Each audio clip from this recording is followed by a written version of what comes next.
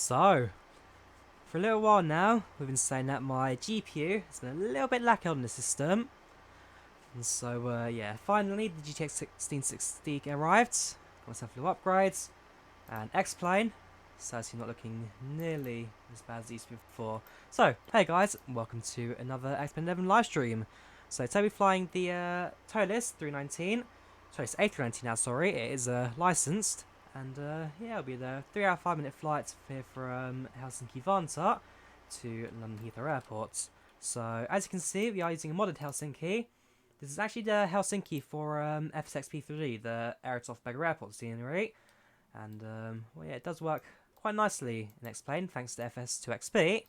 And also a little bit of tweaking with the scenery as well. So there was like a snow layer that the FSX scenery had. And yeah, in this case, we just kind of removed the layer, removed that glitching, and yeah, it's not looking too bad. So we'll look a bit of a deep look in a moment, but for now, we'll set up the aircraft and we'll make our way to London. Hopefully, it won't be too bad because I've not really tested this before with streaming, but it is always the first for everything. Right, so we'll set the aircraft up, get everything ready to go. Batteries on, external power available. That's all set. On the dome lights as well, since I'm expecting it to be well, it's going to be a nighttime flight, of course. And then set the IRS to align. Right down to the FMS, turn up the brightness of that. Turn up all the brightness and everything as well. We'll do that in a short bit. Going from Echo Foxtrot Hotel Kilo Helsinki Vantaa to Echo Golf Lima Lima London Heathrow. Flight number today is Alpha Yankee 1337. Elite. Line the IRS, costing next 5 Finnair, and we're cruising at flight level 360. Temperatures are automatically pick up, thanks to 56. Right, next page. We'll bring up the first bit of the ToLiss screen. Move that to the sides, and we're looking for ZFW. So that will come as a part of this screen. First we'll up the fuel, so we need 9,000 in the fuel tank. Quick refuel. Passengers, having 122 passengers on board today. That's all fine. Apply no these settings. Refueling's done. Alright, so it's ZFW, centre of gravity is 29.4% at 56.4. Quite nicely with block fuel of 9,000. There we go. So we don't need that just yet. Back to the FMS. We're going to go to the perf inits, not just yet. I'm going to program the flight plan. So leaving from Helsinki, we'll be flying to. Make sure that I've got all my stuff ready to go. So paste the route into Simbrief. Paste that one. Flight plan should already be filed on VATSIM. That's already been done, so that'll be no problem. Start the flight on Projects Flight and start plugging this in. So it'll be from Helsinki, directs to Nunto. Flying to Recto.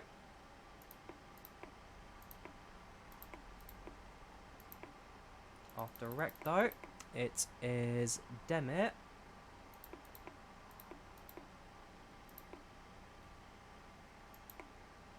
Then it's Pam. Select the nearest one. Xamam.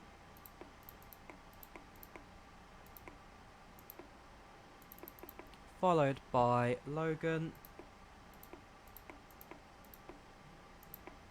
Nearest one.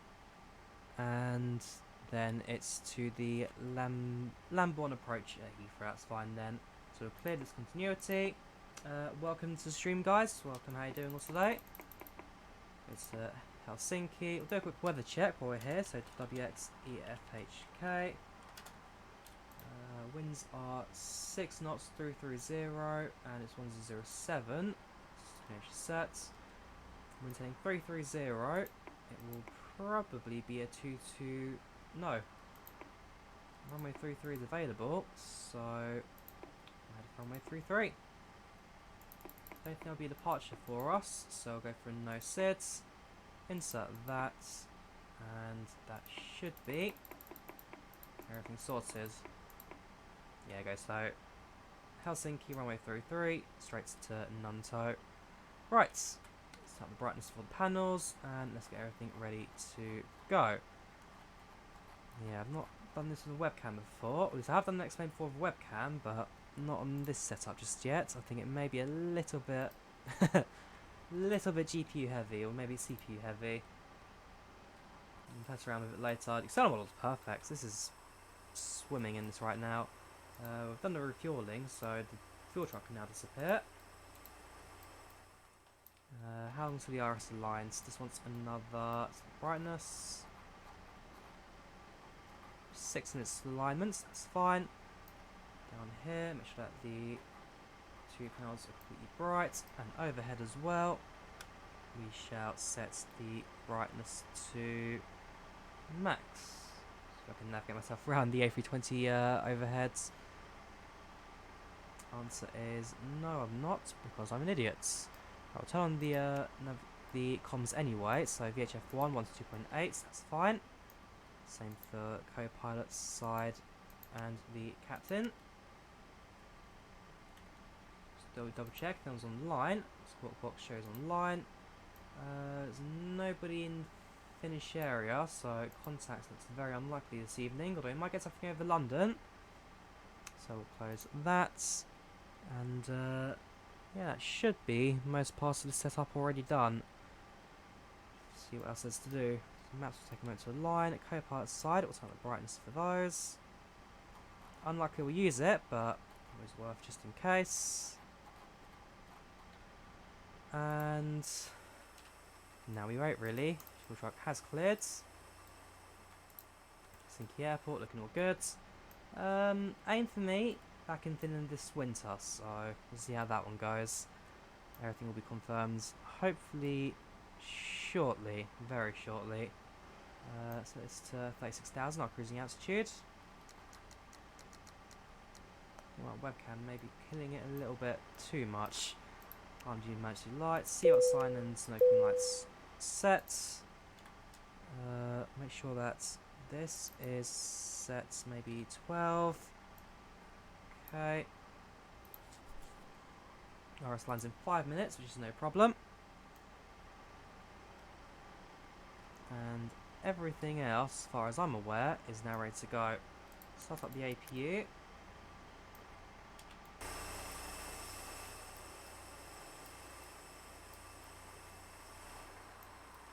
Once APU is live, we'll then be able to head over to the next setup.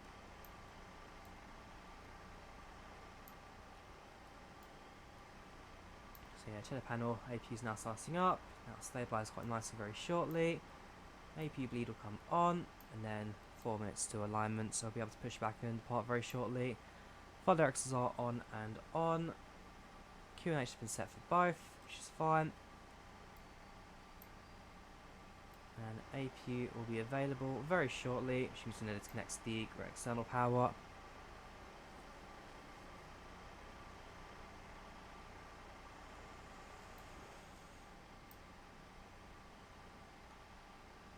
Yeah, just stabilising now. Over here, we'll turn on the strobe lights and navigation lights. APU is active, so we shall now turn that on. Let's turn off the external power. APU bleed comes on. And go to the ToLiss screen. Where is the config? We need to set the flaps take off as well. I want to share something quickly. If I deactivate my webcam 2 seconds, how does that affect the frame rate? Oh yeah, that has completely increased the frame rate. So the webcam is still causing a little bit of an issue when it comes to the frames. I'll work on that. Right, okay, so that you're interested in, back to the FMS. Head over to the perf and settle that up. So V1 will be 151. So another 151. And it's 154 rotates. Flaps will be 2/0. Flaps 2. Runway's flat, and the temperature, flex temp, is 64. Perfect. Next phase, that's just going to be the after takeoff. So as long as we know that's 151 for the rotate. Now we'll automatically put onto the PFD there. Right, so while we now sit around, don't require that anymore. Best OMSI map. OMSI out in London doesn't quite exist yet. It'll still be the South London project. So that means the best OMSI map. Right. So while I wait for the RS to align, last couple of minutes before we start pushback, quick look around at Helsinki. On behalf of the cabin crew, I'd like to welcome you aboard our flight. As you find your seat, be sure to place your larger carry-on items in the overhead bins and smaller items underneath the seat in front of you. If you have trouble finding a location for any of your carry-on items, please use the flight attendant call button over your seat and somebody will assist you. Yeah, so if the flight attendants do their overhead bin is thing. full after you We put your have already carry-on got inside of the it, please close the bin as a courtesy to other passengers. open. Once all your items are put away, please clear the aisle and sit down in your seat to allow other passengers to find their seats as well. If you are seated in an emergency exit row, please leave the exit seating responsibilities in the safety card in the seat back in front of you. Please make sure you are willing and able to perform the actions required. If you are not able or prefer not to perform these actions, please let a flight attendant know so you can be reseated. Right, You what are we're free going to do now to is use your score the portable electronic exits. devices during the boarding process. We ask that larger electronic devices are stowed once we depart from the gate. Thank you and welcome aboard. Exits secured. Everything can now drive away. This is now all aligned, which is perfect. Runway 33 is going to be the northerly heading runway, so we need to taxi down here for departure today. Answer is yes, it is. Yeah, not too bad tonight. Everything's been pretty good for us. So, with that all in mind, we should now be ready to pre-plan our pushback. So, actually, yeah, we'll start it from here. Ground to cockpit. Please show me where you want to go. We'll be facing this way for our pushback.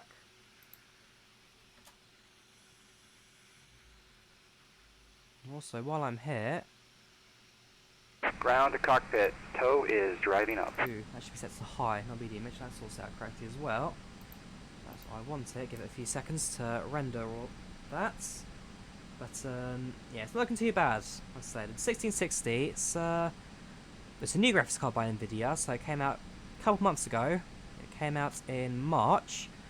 And, well, yeah, it sits in between the 1060 and the 1080 in terms of graphics card spec.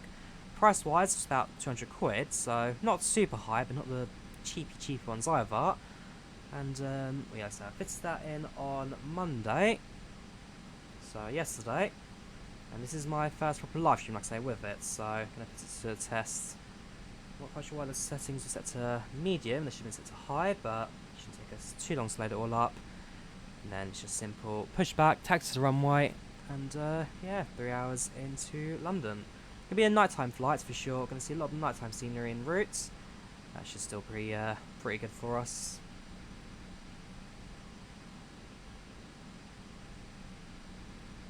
Like I say, it shouldn't take us too long to load up the scenery. It's just a volume as well, so make sure it's not too loud so you guys can hear me properly. Also, you can guys hear the in-sim sound as well. Yeah, that's much better already. You can see the reflection of all that coming to life. Yeah, so much better already.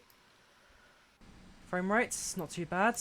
Cockpit's a little bit heavy, but the external's pretty much fine. External's absolutely nothing. Gets easy 60 from the externals.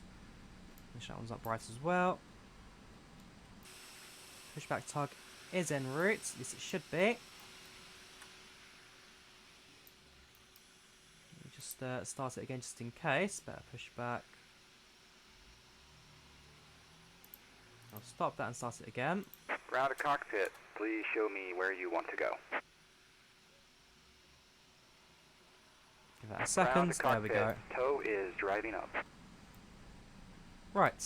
Here comes pushback target. So, APU is active, APU is on, everything else is set as it's required. Solar power is available, although we don't need it at the moment, so that can come off. And we are now ready for pushback. So we get stand 27 here at Helsinki Vansart, stand 27. Yeah, minus scenery thing as well. The display's on the floor rather than on its little handle there. Welcome, Nick. How you doing again? Welcome back. So, just starting our pushback now. We'll be leaving Vansart in just a few minutes.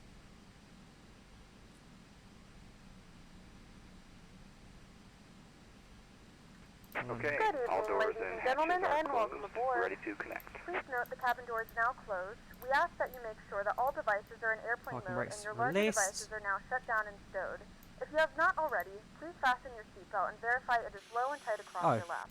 Your tray tables Going and to the seat on, backs sorry. must be in the full I've gone one upright step and too locked ahead. position for departure. Listening to the... Cabin crew, prepare cabin for departure. There we go, that's what I wanted.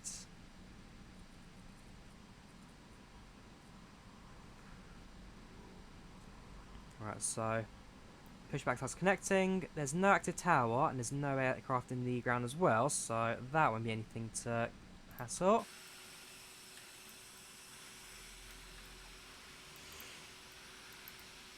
So connected and bypass pin inserted.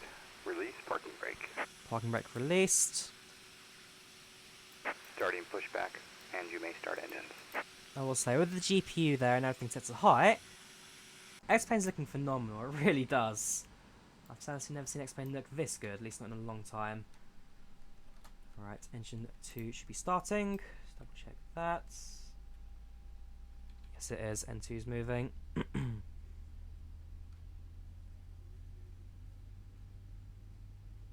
Ladies and gentlemen, please direct your attention to the front of the aircraft for a safety demonstration. When the seatbelt light is on, please make sure that your seatbelt is fastened low and tight across your lap. To fasten, insert the metal fittings into one another. Tighten by pulling on the loose end of the strap. To release your seatbelt, lift the upper portion of the buckle. In the event that the seatbelt light is not on, we suggest that you keep your seatbelt fastened in case of unexpected turbulence. Please take a few moments to now locate one of the several emergency exits on this There we go, aircraft. engine In 1 some cases, starts. your nearest exit may be The behind 319 you. is In case of emergency and we need to configured and evacuate the allowed to do aircraft, dual engine there is lighting on the startups, floor that but will guide you towards the exit. we'll go single for the sake of doing In the it. event of a decompression, an oxygen mask will drop in front of you. To start the And flow of beacon lights oxygen, now, pull when the my mask off towards you. strips are Place it always firmly auto, over your that's nose fine. and mouth. Secure the And elastic everything else band stays behind your off head. for now. Tighten the straps if necessary and breathe normally. Although the bag does not Oh yeah, inflate, dying lights can oxygen come is off flowing to since the we mask. now no longer If require you're those. traveling with a child or We'll someone be who using requires the assistance, standard secure your mask on first and then backlights. assist others. Keep Welcome your Jan, mask how on you doing until a today? member of the crew How you advises doing? you it is safe to remove it. In the unlikely event of a water landing, a life vest Operation is located complete. in a pouch under Set your seat or parking between brake. your armrests. Parking brake When instructed to sets. do so, open the plastic pouch and Disconnecting remove tow. the vest. Stand by. Slip it over your head. Wrap the straps around your waist and buckle at that's the front. 01 Pull the left. straps tight. To inflate the vest, pull firmly Saving on the the right runway cord here. only when exiting the aircraft. If it doesn't inflate automatically, you may blow into the mouthpiece for manual inflation. Apparently Strap so. is with a whistle and a light if you need to. Your Runway seat cushion can be 01. used as a secondary flotation device. Please make sure to exit the aircraft as soon as possible and leave your belongings. Please securely stow your personal items. Make sure your seatbelts are fastened and seat backs and tray That tables is are this in the their FS full Labs? upright No, position. this is We the remind you that ToLiss this is a A319. non-smoking flight. Yes, Tampering 11 with, A319. disabling, or destroying the smoke detectors located in the lavatories is prohibited by law. All of this information and more can be found in the Alright, safety anyway, card so located flat in the sets seat back to in front of 2. you. We suggest reading this and letting a cabin member know TCAS if you have any active. questions. Thank you for flying with us again, and we hope you Spoilers enjoy your on. flight. Tow is disconnected Cabin and is ready. bypassed and Just has yet, been sorry, removed. wait for the proper Hand takeoff signal config. will be on the right. We'll see you next There we time go. and have a great Auto flight. brake. So spoilers arms, auto brake max, and cabin is check. There we go. Takeoff checklist complete. Parking brakes is released. Let's start up the taxi lights. A little bit of throttling, and let's head to the runway.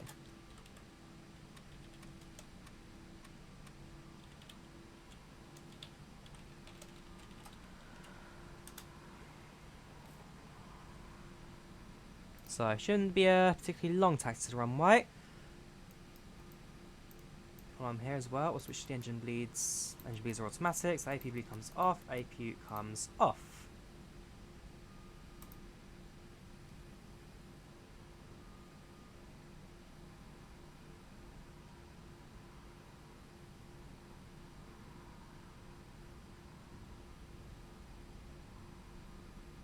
Yeah, so they're going to be landing on 04, although we've opted for 33 because they've come in for a slight crosswind. Wind's currently heading at 360, so either they're using slightly different weather or they're getting something else. We'll let them land though first, since 33 does cross their runway. They're going to switch to Flight Simulator 2020 when it comes out. Depends. We've got to see what it actually looks like first. I mean, it definitely looks like a stunner, Microsoft Flight Simulator 2020. But there's a lot more that we need to see first behind it.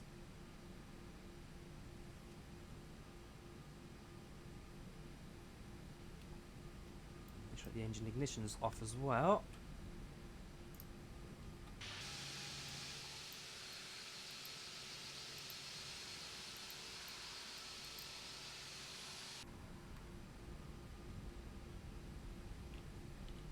From the passenger view, so yeah, right hand side, you've got the Helsinki airport sign there, the terminal itself, and then just to the left is the runway we'll be departing on in about, well, 2 minutes ago our scheduled departure was. As long as we're taxiing into the runway, we should be alright. Ground speed, going 19 knots, 1920 knots, that's not too bad.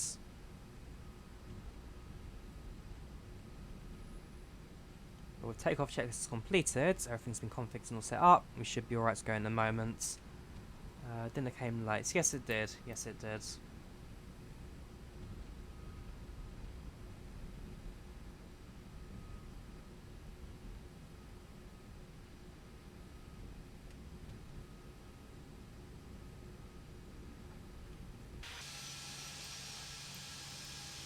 Alright, so that's the APU now powering down.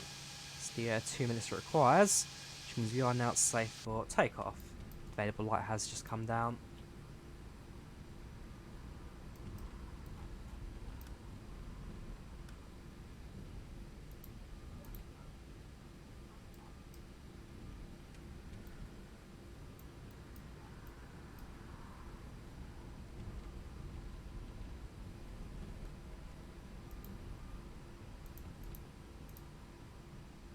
Here we go, left hand turn.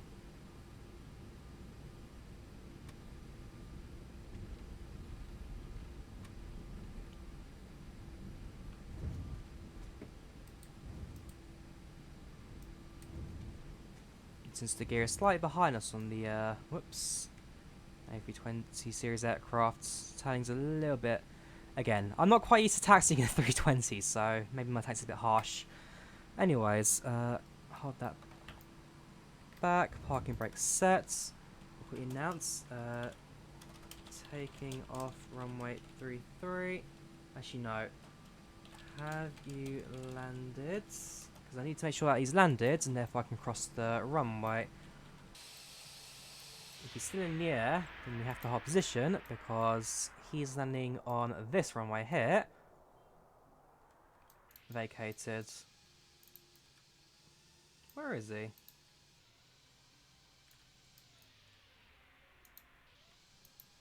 I don't see him. I don't see you. Taking off runway 33. So, we know he's vacated. We're into the runway. Landing lights on. Take off lights on. Turn on lights on. Right, let's go. Yeah, runway 33 is in use right now.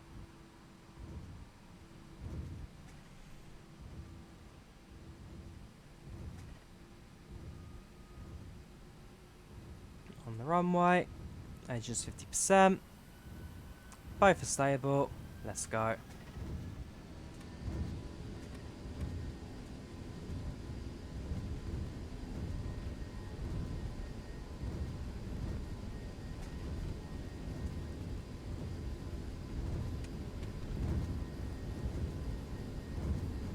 little bit bumpy the runway, but nothing major.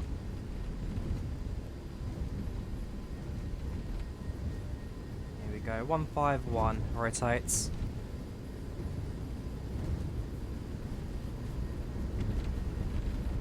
V1 rotates. Positive climb, gear up.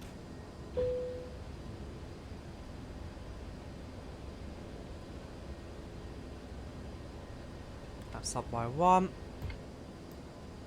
Pilot set, altitude has been set, and aircraft will make the heading to the first waypoints. As long as we're climbing, everything's pretty much sorted. Oh, there he is, IDK 371. He landed on right. Just to let you know, he landed on right. Did he? Yeah, I'm sure he did. Oh no. Okay, got away. That's fine. So, continue our climb, continue our heading. Flight like I said, it's about 3 hours in length, so it shouldn't be too bad. And we'll get quite a nice amount of scenery here at lower altitudes, especially as the high quality scenery starts to take over. I'm in love with X-Men right now. Seriously, I've never seen it this good before.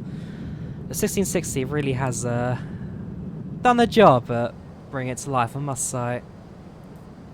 There's Helsinki down to our left.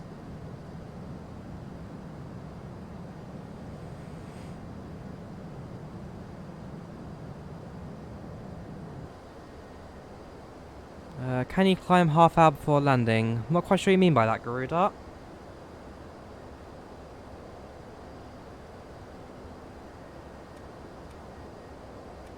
Right, so set that to throttle climb, auto throttle. And that should be that for most of the flight now. Just sit back, relax, and enjoy the journey itself. I must say, Helsinki really looking beautiful tonight.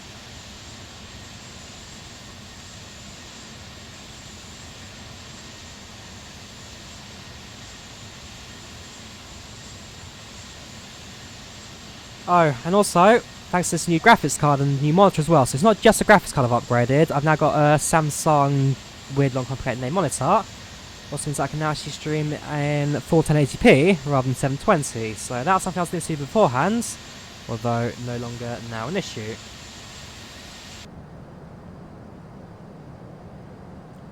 Just look at that, it is beautiful, it really is. Right outside as well. I mean, Finland's quite a rural country, so when it does come into Heathrow landing, because it'll start to be nighttime for that, yeah, just imagine the nighttime scenery we'll get with that one. Right, set the altimeter to standard. This is passing 8,500, flight of 850. In a couple of moments we'll be able to turn off the landing lights as well. Spoilers will now disarm. Landing lights still active, otherwise everything else pretty much on its way out now. Have a look at the map as well. So yeah, now just past Espoo. And Espoo is really the last city we'll be going through. You've got Turku as well, yes, the home of the Moomins Museum. That's just the north though. We'll be heading to the south, so yeah, Espoo will be the last main city. We've got a few roads and countryside to go through first, but not too bad. So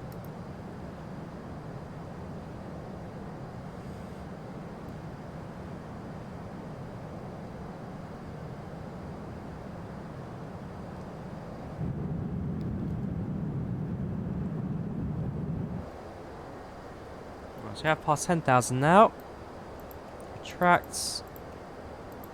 Off and off.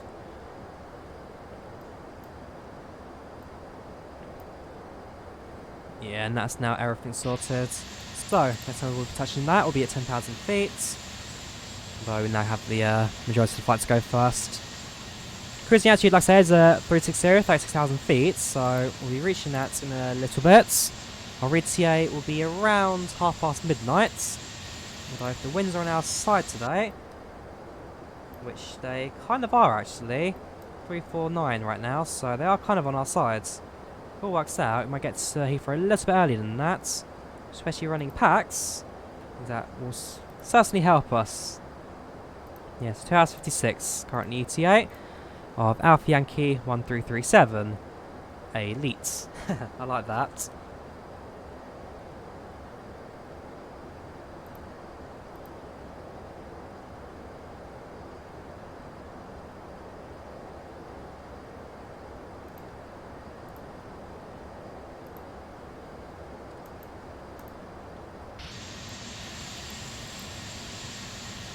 So, how are you guys doing so far?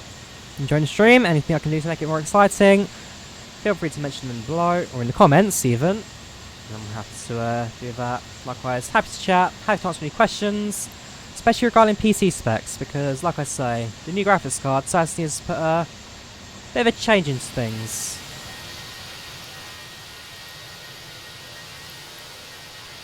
Still see the runways actually just behind us. Haven't gone too far at all.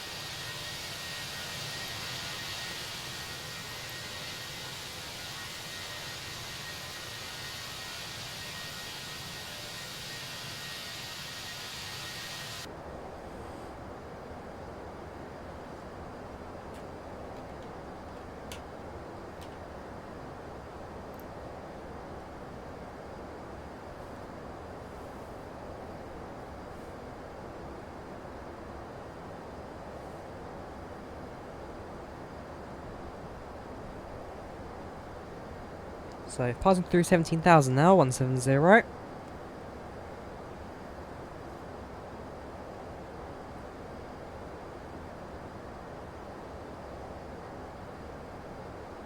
And yeah, will be the nighttime flight, like I say, for most of this.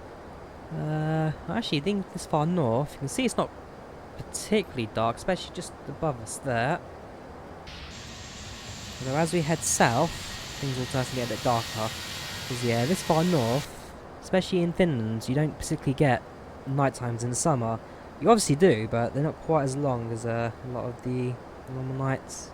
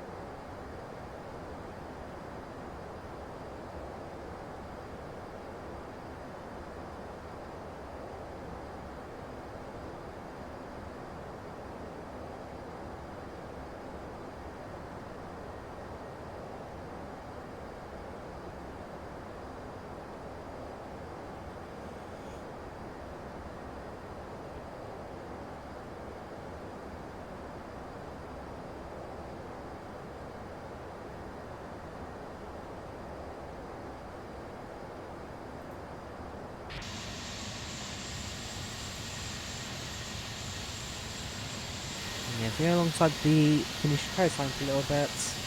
Against the Baltic Sea, just to our south.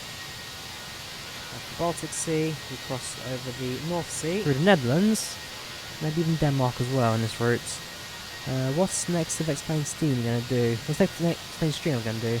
Not too sure yet, haven't decided. It'll probably be a Zybo 737 flight, it's going to be a Ryanair one, but I haven't completely decided what I'll do next in my streams. Probably try a few different games as well out, see how the graphics card handles with that. And one game I certainly want to give it a go is Arma 3. Don't know if I'll stream it or not, but Arma certainly will be quite spectacular with this setup. Ooh.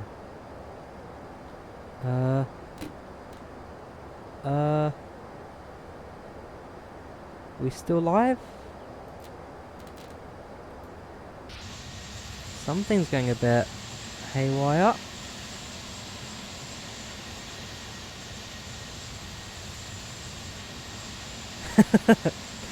I'm not quite sure what that was, but I'm still alive, yeah. I have to keep close on this GPU now because that was the first glitch. Like, I don't know, my screen just went. That was odd. That was odd. Should Xbox make a flight setup for their sim? How would that work, flight setup? I mean, if they went the same kind of style as Train Sim World, where you have the cursor you can look around with, and they could do that. But what do you mean by flight setup for their sim?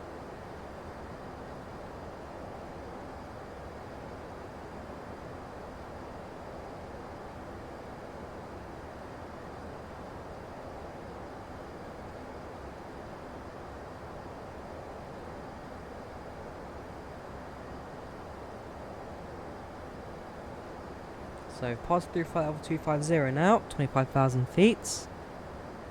Come up to 26 now, 260. So, less than 10,000 now to go until we reach our cruising altitude. Unfortunately, with the A320, it's quite we can do quite steep descents, so that's not too much of a hassle for me. Percent we don't need to do until we get to Xaman. And then we head into Logan. It's a was it? No, it wasn't Logan. It was a Lamborn approach we need, so we'll be setting that up later. Not sure what run we'll go for just yet. We'll be checking that closer to the time. Yeah, so we've reached the cruising altitude just after wreck though. Thank you for following, Wolfie. Much appreciated, much appreciated. How you doing today? Welcome to the channel, welcome to the chat. So, so looking good so far. That slight graphical glitch there. You guys wouldn't have seen that, but for me, that was a slight scare. Hopefully it's not going to happen again. If it does, I'm going to have to do a few tweaks onto it and make sure it's not going to do that again. It almost feel like a power surge actually, because my light in my room actually kind of flashed as well. Nothing cut, but things flashed, things surged.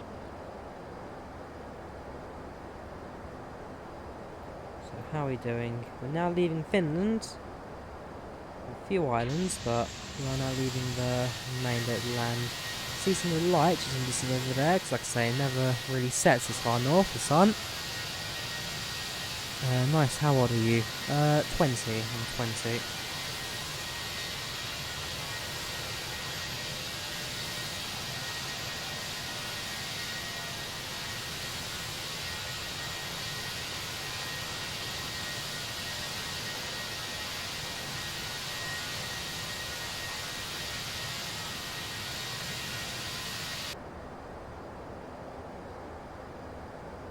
Yeah, winds have not quite stayed as good as they used to be.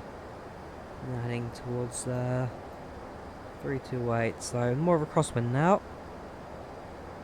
Hopefully closer we get to the UK, things will be a little bit nicer with the winds.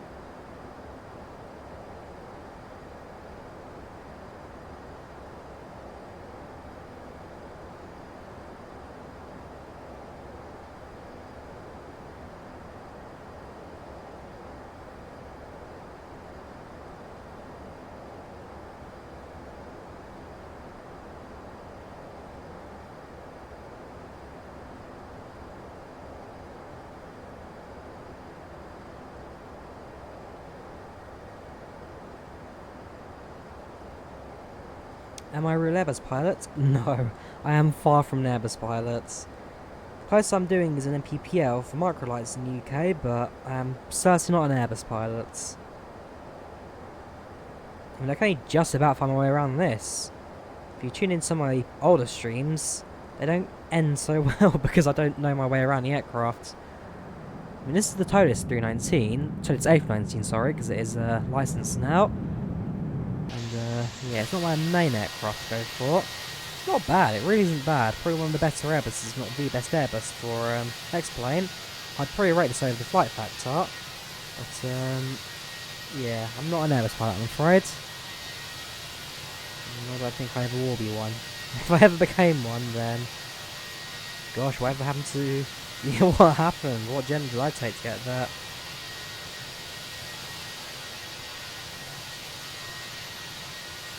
But for me, I'd say I'm more of a Boeing than an Airbus fan. And I do fly Airbuses, obviously I'm doing one now. But yeah, I'm certainly more of a Boeing fanatic. Never too high in descent. 319, it's hard to recover when it tries to catch up. You have spoilers in there, shouldn't be too bad. So once we do reach the top of descent, aircraft will manage that quite nicely. Do you like Airbus more than Boeing? Nope, like I say, I'm more of a Boeing person than an Airbus. You know, I don't mind flying an Airbus. The Boeing has a bit more of a feel to flying, if you know what I mean, especially with the yoke over the stick. And I'd say not complete fly-by-wire. We know how well that turned out in the Max, but the kind of like classic NG kind of style where it is cable linkage, but with a bit of safety systems in there to kind of keep you from doing anything too crazy. But it just feels more like a plane. It feels like you're doing more flying when it comes to the Boeing and the Airbus. With an Airbus, you take off, you press one button, and you're done. The aircraft does the rest. I mean, it's easy. I can't lie, it's easy. Starting up as well, certainly not quicker, but I prefer the fiddling around and pressing the buttons, trying not to break it every time.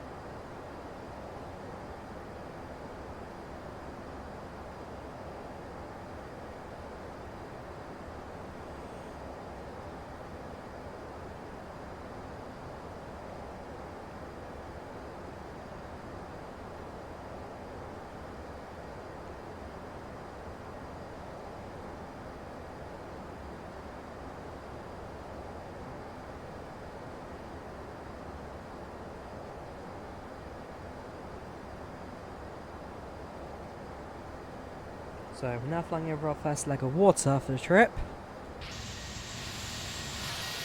I don't think we get much of the light from Finnair, no, we won't. Gun twitch, Drawyah fell short the runway when landing a year ago at Chicago. Yes, that was flying the United Airlines DC-10. I didn't manage to speed my approach. I used something a little too low for the DC-10, so lost the speed into that.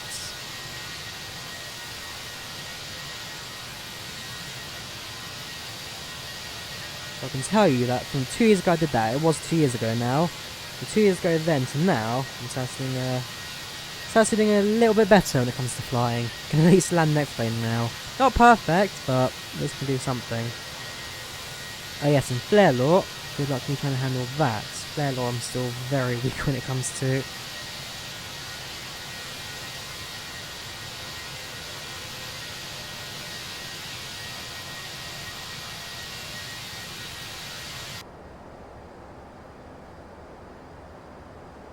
Whenever flare law comes into action, I try to catch it, but it just means I'm doing it too early. With the Airbus doing one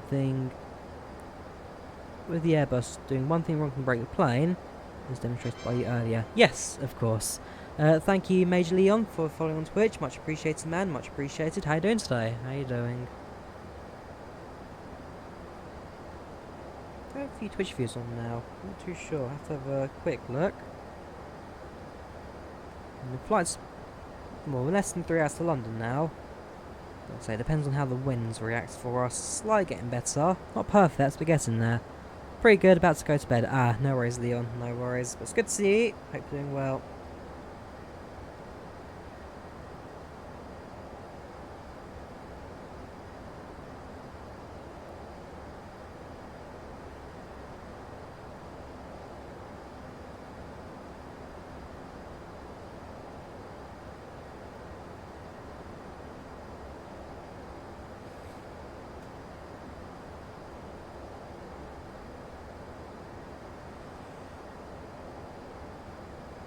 Yes, we're now at our cruising altitude, ETA 2255 Zulu.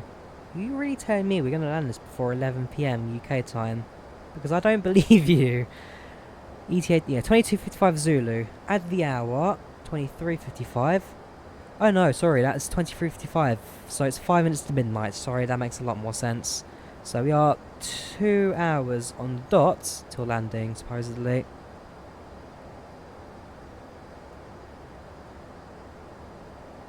Actually, we're now at a very nice altitude. I'm pretty on the seatbelt sign without much hassle. Let me turn that off. And while I'm here, you guys won't be able to see it, I'm afraid, but with packs, just turn off seatbelt sign as well. Seatbelt sign off.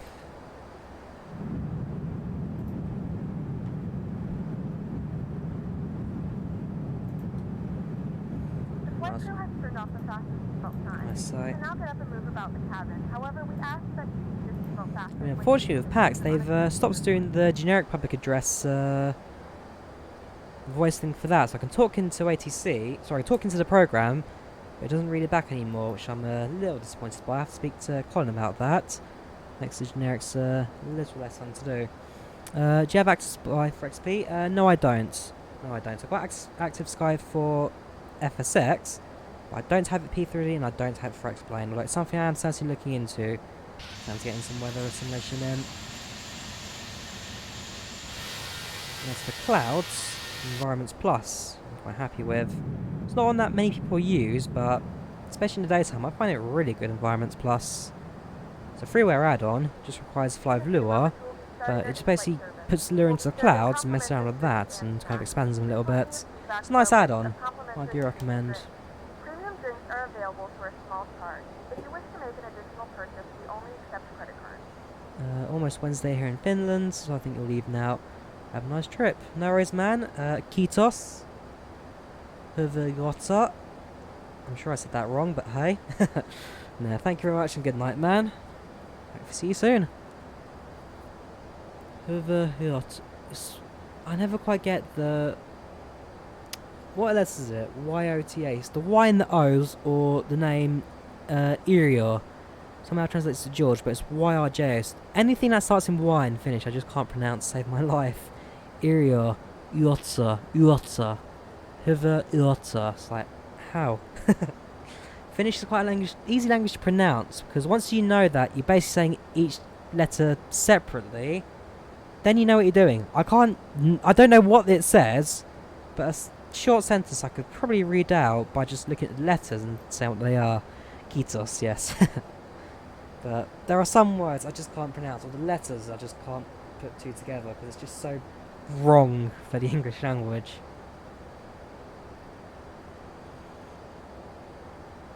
Yeah, have a good one, man.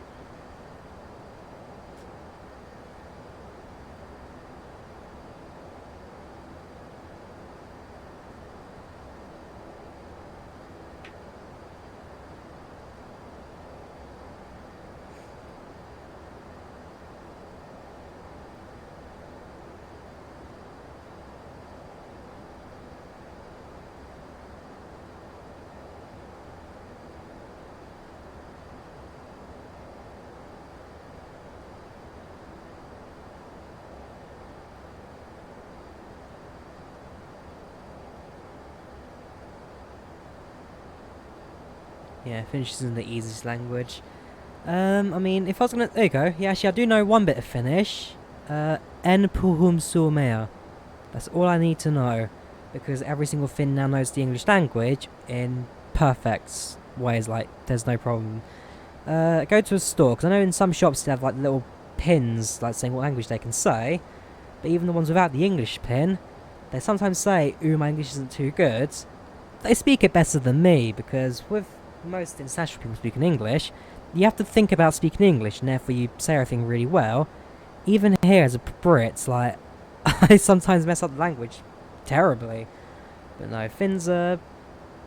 It's an interesting place, Finland, so like I said, I do plan to go to Lappeenranta this Christmas, this winter. Gonna do a flight via Milan, by the looks of things. That'll get sorted out, we'll see when soon. But Lappeenranta and Helsinki, two places I'll be trying to go to at some point soon.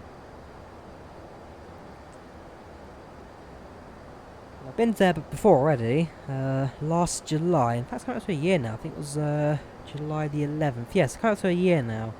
2 days from 1 year. Went to Helsinki last time, and it was on the 12th I arrived in Lappeenranta, so that was pretty good. Met a few friends out there.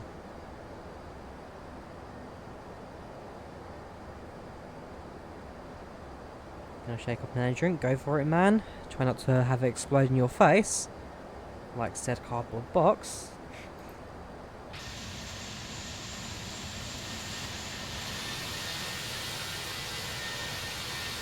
see the sun, at least the lights left in the sky, it's starting to get a little bit darker now. Not so much because it's getting later, we're far enough north, it's more so because the fact we're heading south. Engine nice and stable, just make sure I'll check something. Yeah, that's fine. Not manual throttle, bring it back one until we get to...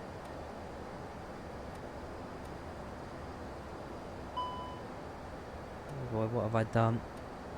Just manual, manual. There, that's fine.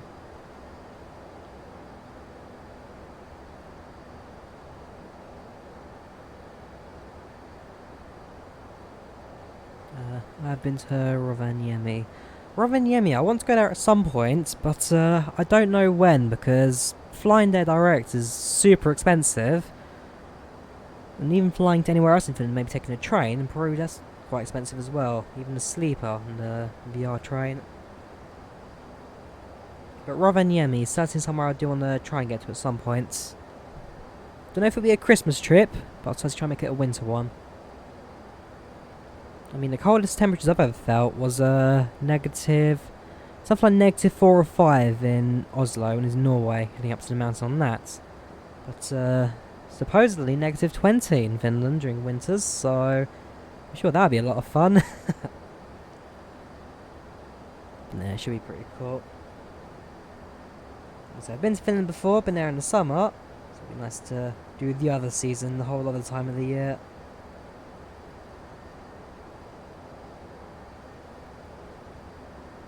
Went via Gatwick. You fly Norwegian, I presume.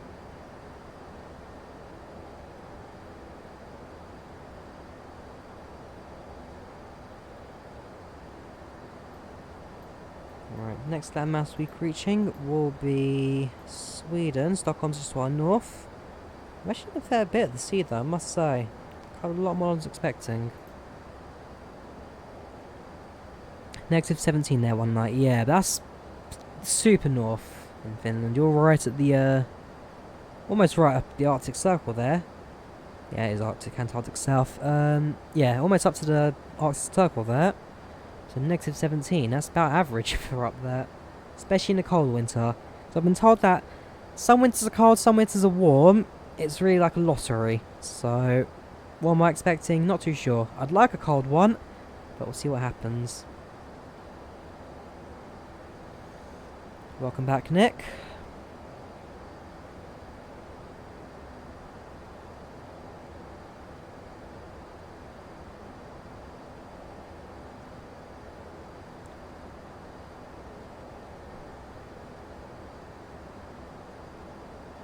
Yeah, I must say, it's been a very quiet flight so far. No turbulence, no winds, nothing pretty much major.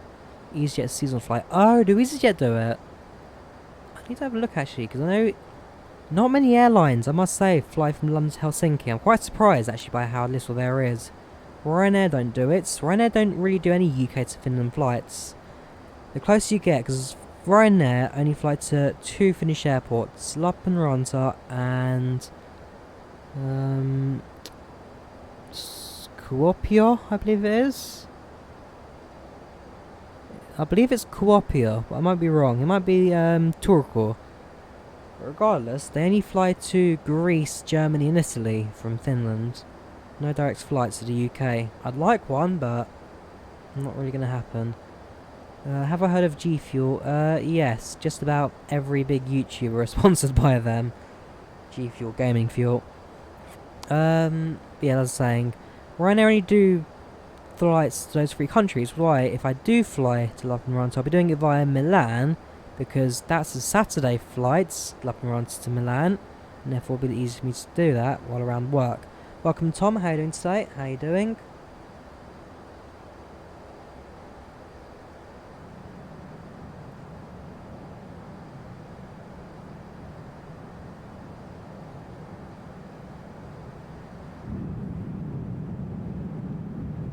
Yeah, you can definitely see the lights from the Arctic there. Peach iced tea. Sounds interesting. I'm not a massive iced tea fan. I'll happily have normal breakfast or black tea, but that's about it really.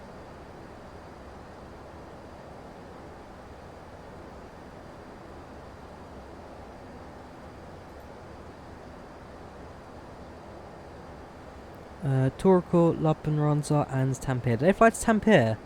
Okay, cheers for that.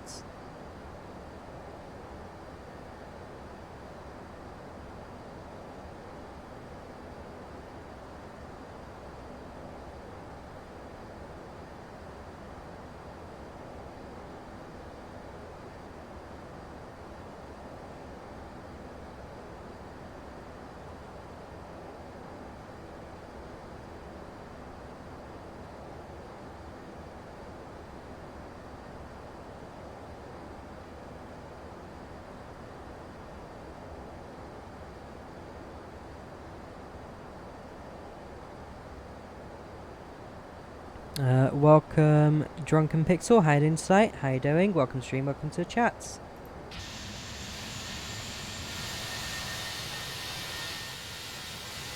Yeah, flying this far north next plane really is a weird sight because this is sunlight.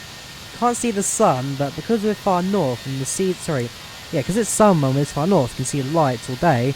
But it's just really weird how X-Plane tries and renders out there. Complete dark on the left-hand side. No stars really because we've got the light pollution from the sun, and we just have this weird, almost daylight glow. So I forgot to say, S16 Essential has been working on a new terminal, and it should have been 2020 or 2022. SLC, that's the Berlin one, isn't it? Just for Turku terminated for right now. Okay, so Turku has been disconnected. Turku has been terminated, so it's Tampere and Lappeenranta can still fly to. In fact, right now I want to turn Lappeenranta into a base. Back in 2008, back when there used to be a direct London to Lappeenranta flight, they wanted to open up a second terminal, a Ryanair private terminal for low-cost flights, as well as turn it into a base. And basically the nationalised Finnish airport agency said, if you do that, we're getting rid of the airports, because Lappeenranta is the oldest continuous running airport in Finland. It opened long before Helsinki and all the others, because it was also originally an Air Force base. Yeah, so I'm saying, so they said that if we do turn the airport into a Ryanair base, we'll sell it and privatise it. So Ryanair chose not to go ahead with that plan, although in 2012, what's the company called? The Finnish public airports agency, Avia something. Basically, 2012 they closed a few airports, and Lappeenranta, what was supposed to close, instead sold it to the city of Lappeenranta. So now the city owns the airport as opposed to the public agency.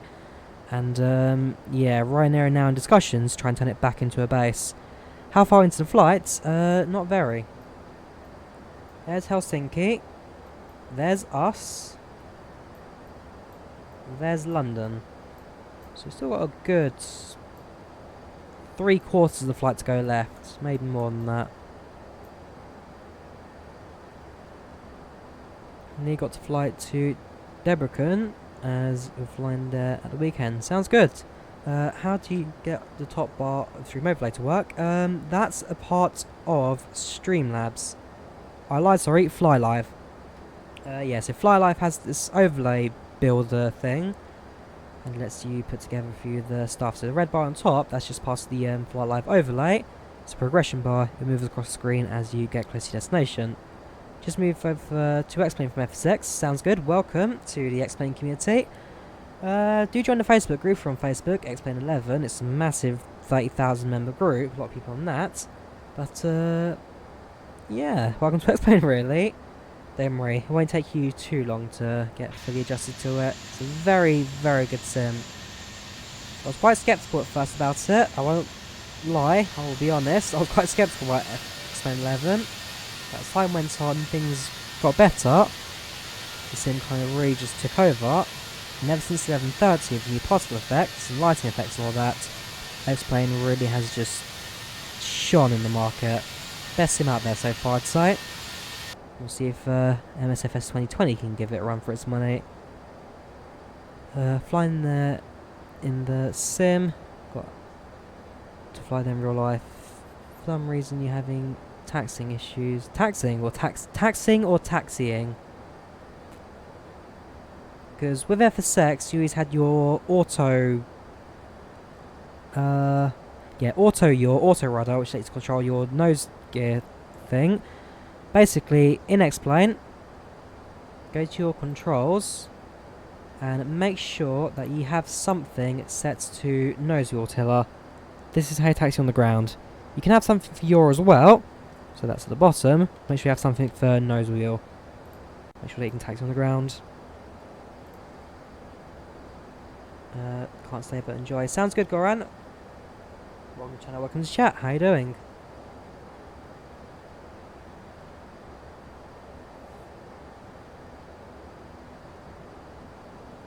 You're going to switch to X-Plane after you build your PC.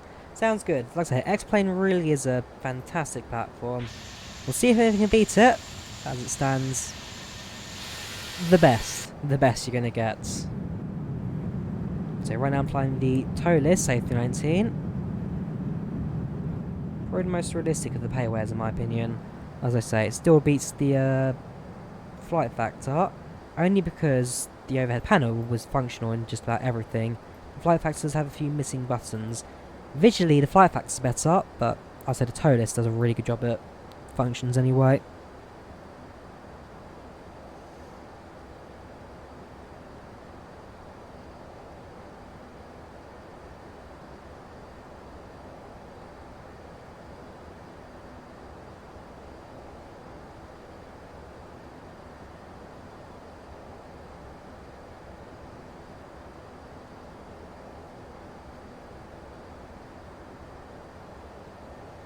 Gonna switch to X-Plane when you get more RAM. A new CPU probably around Christmas. Sounds good. What do you have currently going on? Because for me, I could run X-Plane without much hassle on a 16GB of RAM. So yeah, the RAM, fair enough, I've always been quite good at. 16GB of RAM, i7-6800K processor. So it's an i7, but an older one. It's maybe a first generation i7-6700K. Unless it was a 45. It was a 4500. Sorry, it's not a K model. Mine's just this i7-6700, sorry, no K. The K is the overclock we want. I don't have that.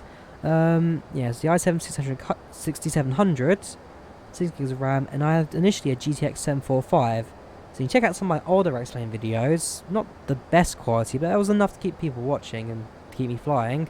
But yeah, even a not PC killer kind of setup, but you can get a decent system running with X-Plane at medium high specs.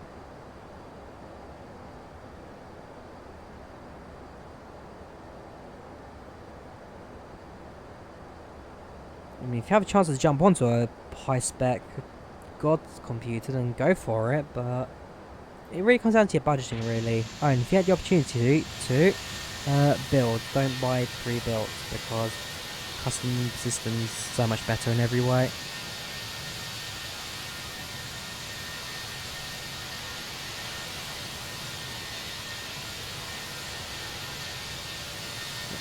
Can't do that, I'll do that. I'm going to be the night vision of X-Plane.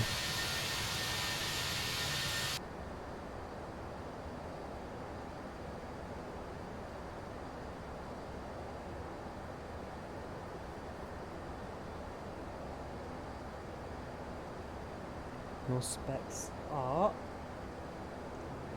closer.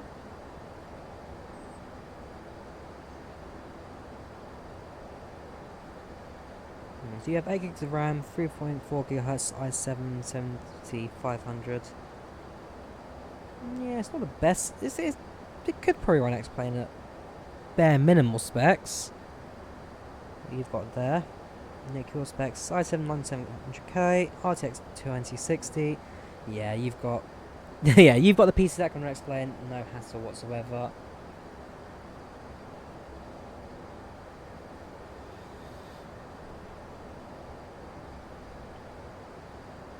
You know, I'm glad I can now run Explain at a decent spec with OBS running at the same time and not lag out every time I fly.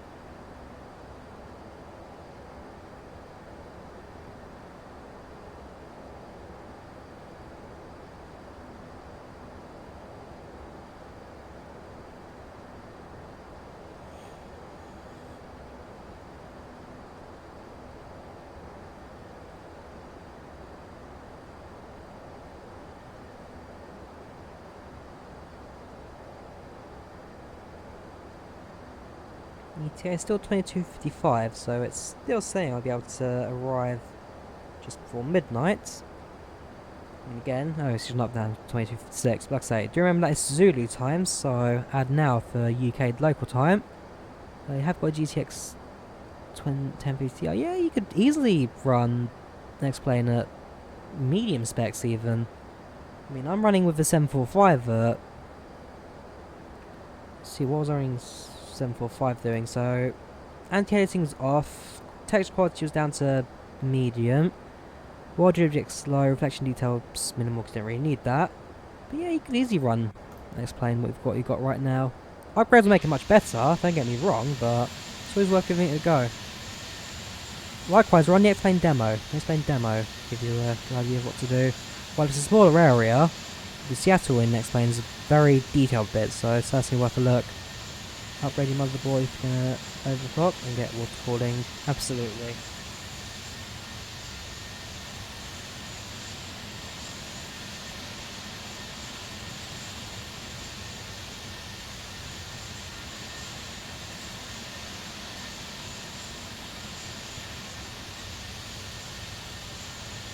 And likewise, if you need any more help after stream ends as well, feel free to join my Discord server. Links in the description. I'm always happy to answer your questions on that as well.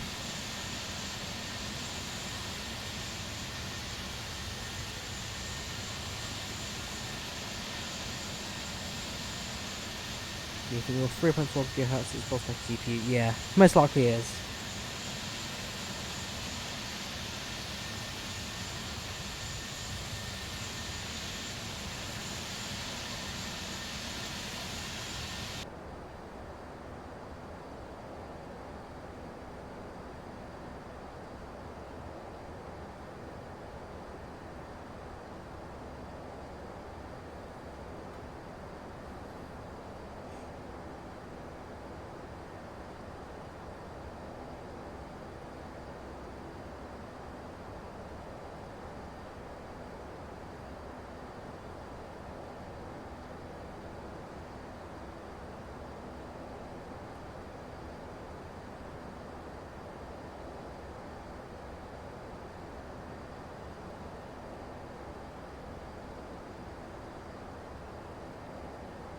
Quick check on the map. We are now entering Swedish airspace. Well, we're in Swedish airspace, but that's now entering the land shortly. So hopefully we'll actually get some ground lighting. Okay, maybe not. Power cover's a bit high. Why can't I zoom in and out? There we go, I can. Yeah, power cover's a little high to see some ground lighting. I'm sure once we get towards the UK, we'll be able to see them on the ground. Also, your plane likes to drift to the left sometimes. Oh no, that's fine. Basically, I've by any chance flying a Cessna or a propellered aeroplane with 1 or 2 engines. Because if you are, then that's called gyro drift. Basically, because the propellers spin in the same direction, the aircraft drifts to the left because that's how physics works. 737. Even engine blades. It's not quite as bad as, say, in a prop plane, but at the end of the day, because you have 2 blades being at the same direction, it just pushes the airflow of the aircraft, making you go left slightly. It's completely natural. It's sort of thing that happens in the real world.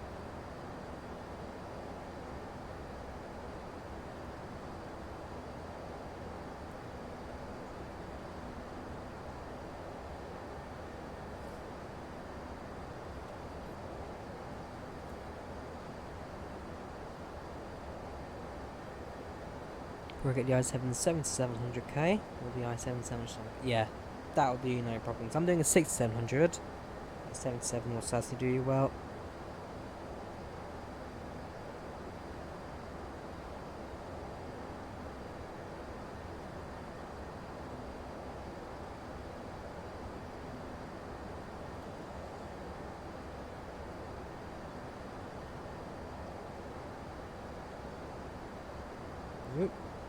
Again, the slight glitchiness. Might turn down the overclock slightly because, yeah, that is not quite what I want to be seeing. Trying to demo, it sounds good. Hello again, how you doing, man? Welcome back, Mo. How you doing?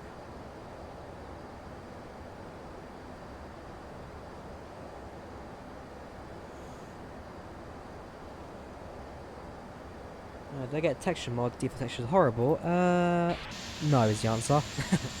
Yeah, I do need to look into the ToLiss texture mods. There we go. You can now see some of the Swedish land below us. We're now over land. Slight lag. I guess it's trying to lag scenery or something. All my GPU's giving up. Yeah, there you go. That's looking pretty much normal now. Up to 60 frames per second. Yeah, so that's it. I'll try and get the ToLiss texture mods. My brother's a developer on ToLiss, so if I have any problems I can just go moan at him. Haven't heard that word in forever. Yeah, mods. You mod a game, you mod scenery, you mod an add-on. Mods are a very common word.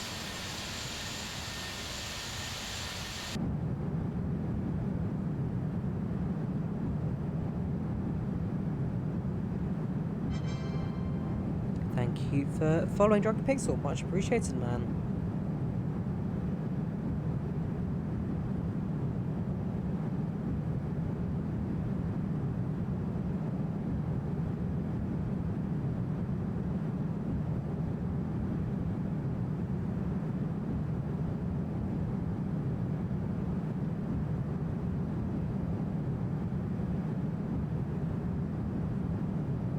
It's really good, the mod. Yeah, if you recommend the mods, then I'll certainly go for it. What's my RAM speed? Ooh, good question. I don't know. I don't know actually. How do I check this stuff? Can I do that in Device Manager? What actually is my RAM? I've not messed around my RAM in a little while now, so I've genuinely forgotten what I've actually got in my RAM drive right now. I know I've got two 8GB sticks, making 16 gigs. What brand are they? Device Manager. We'll go to memory or equivalent. It's processor. It's the i7. Look. That, not disk drives, not display adapters. You, not firmware, not that.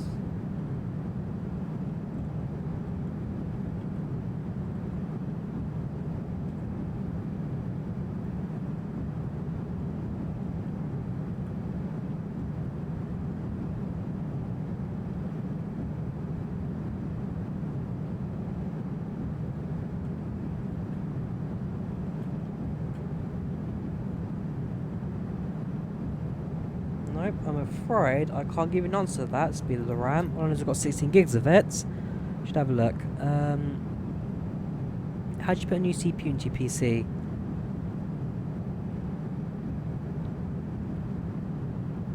Well, yeah, replacing your CPU is a bit more of a job as it goes right with the motherboard, but can be done. It's just a case of moving stuff around because the CPU is right in the heart of your system as well. So, good luck is the answer to that.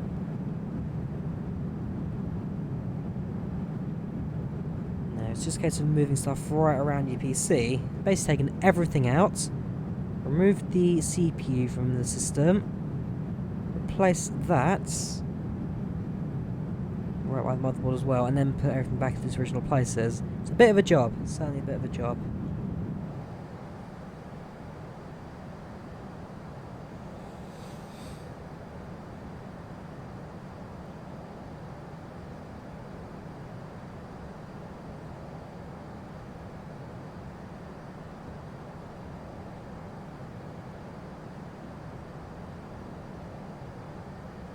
Oh yeah, and don't forget thermal paste. I remember when I first got my system, because my system's an outlet, so it's custom. Well, it's now custom. Quite a few stuff gone into it, but originally it was an outlet.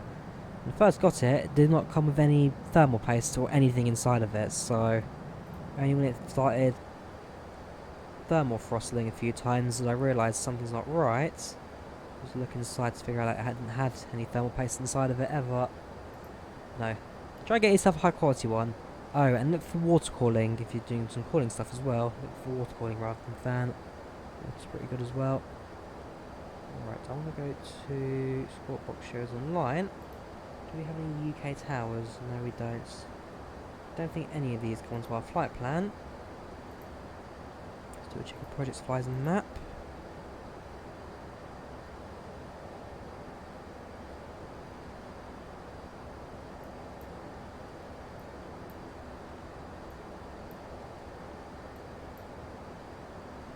Actually, you may get something over Denmark.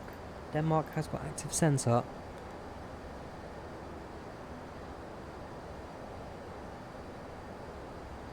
Do I have CPU Z? Show your specs and details.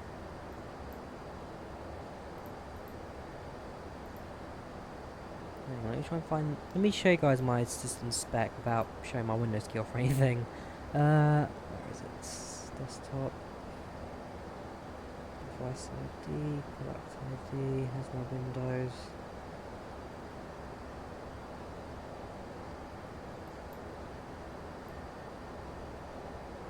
If I hide those two, I'm going to show you then that. Oh, that's worked. Oh, there we go. Yeah, so Intel Core i7-6700, 3.4 gigahertz CPU. With 16 gigs of RAM. It's a 1660 CPU, GPU, sorry. It is Windows 10 Professional, so specs of that.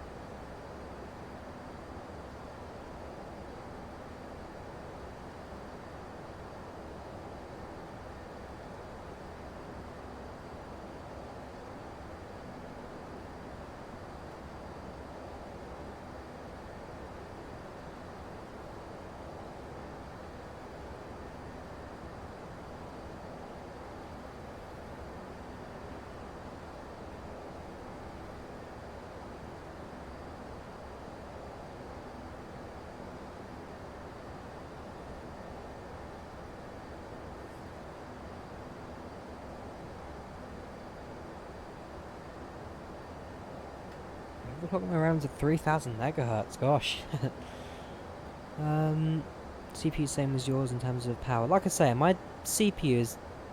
So, yeah, my CPU is nothing special. It's an older i7. I mean, if it comes to my system, next thing I'm going to upgrade... Probably... Because this is quite balanced now. It's doing alright in terms of everything going together. Next thing I'd upgrade would probably be the case, to be fair. New case, new motherboard as well. Those are the two things I'd go for. And then work around that, because like I said, the CPU will keep me going for a little while. GPU will keep me going for a couple of years now. I mean, like I say, it's in between a 1060 and a 1080. But because it's much newer than the 1080, you can do a few more technologies and all that. Oh boy, my mod's about to turn off. Press the OK button.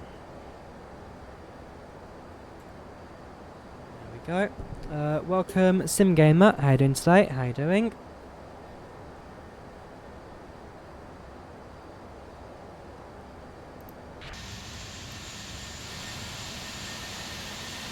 Yes, it's still over Sweden, although we'll soon be in Sweden for the sea again, and then to Denmark. So we won't quite go as far as Norway, like I said we would. We'll also have to be going. We'll actually go over Copenhagen itself. That'd be rather interesting for scenery. I don't want to start our operation to London, starting to our operation to Heathrow. You might see me around that, I'm sure it'll be quite spectacular. It's definitely part of the flight I'm going to be quite excited for.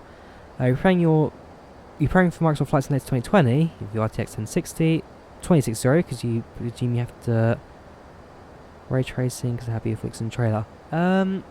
Well, to be fair, I don't think you'll be installing the simulator into your local system because I don't quite know where it was sourced from, but it was something like you need 6 gigaflops of disk drive space in order to actually load all the scenery, because the scenery is supposed to be like 3D worldwide satellites, magical AI Azure thing.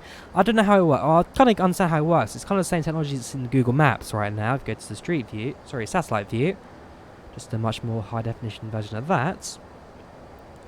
But as it stands, it looks like you'll probably need the Xbox's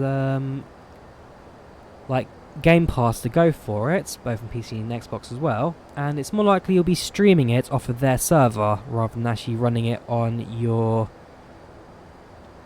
system. So it'll be on their system, and as long as you have an internet connection, you'll be streaming it from there to your system. That's how I believe it's going to go with Microsoft Flight Simulator, because there's no way any computer will be able to have enough storage for scenery. You need a new graphics engine because OpenGL is horrible. Yeah, OpenGL it's not terrible. OpenGL problem is it's old and it's broken. DirectX is paving the way, and you've also now got technologies like Vulkan coming in, but certainly it's an old one. OpenGL served its purpose, time for it to die basically. That star there is flickering like crazy. Weird.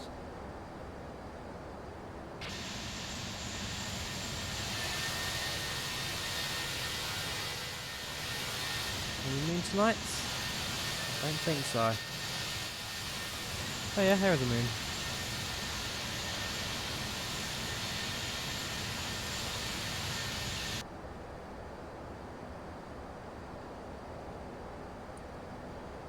Hello, which button begins and makes the voice? I just bought it but still couldn't sound my voice. Pack X.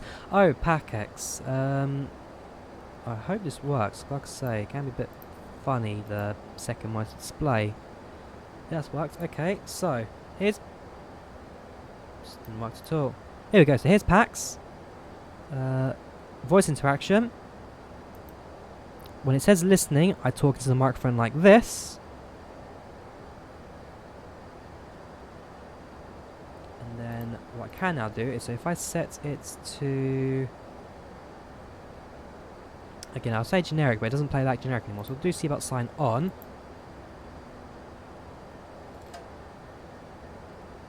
Yeah, I don't know if that played back. Basically, you press the microphone down here, lets it listen to you, and then once you've done your listening, it then plays it back to the passengers, but yeah, it's going to go for the automatic voice.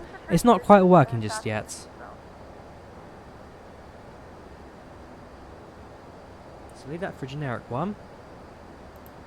And then pretend to see what's sign back off again. Yeah, it's not quite working the player back. I'll be speaking to what's his name, Colin, try and see what's going on with that one, because it's not quite right just yet. Something else happens to it. So let me drop him a message now. You can now get up and move about the cabin. However, we ask that you keep your seatbelt fastened when needed in case of unexpected turbulence.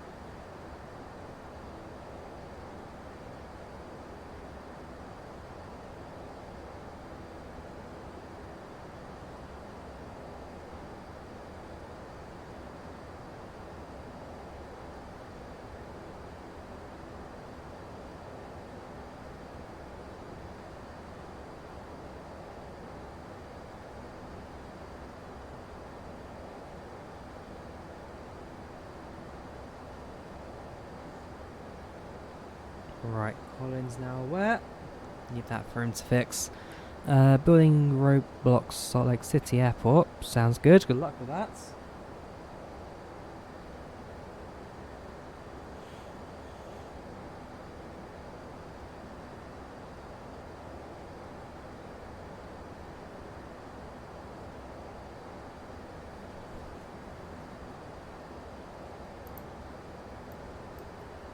How are we doing for the flights?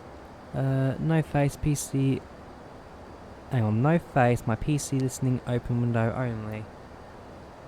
Are you using a Cherry MX keyboard? No, I'm not. I'm using a R8 cheap Chinese gaming keyboard from God knows where.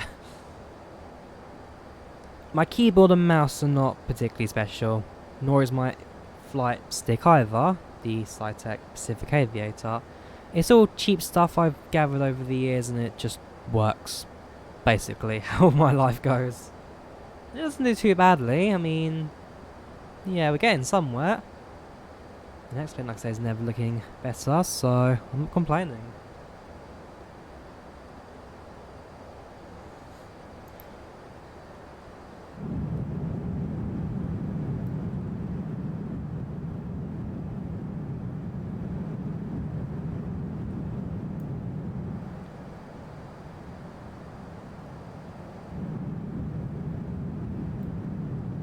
That is nice.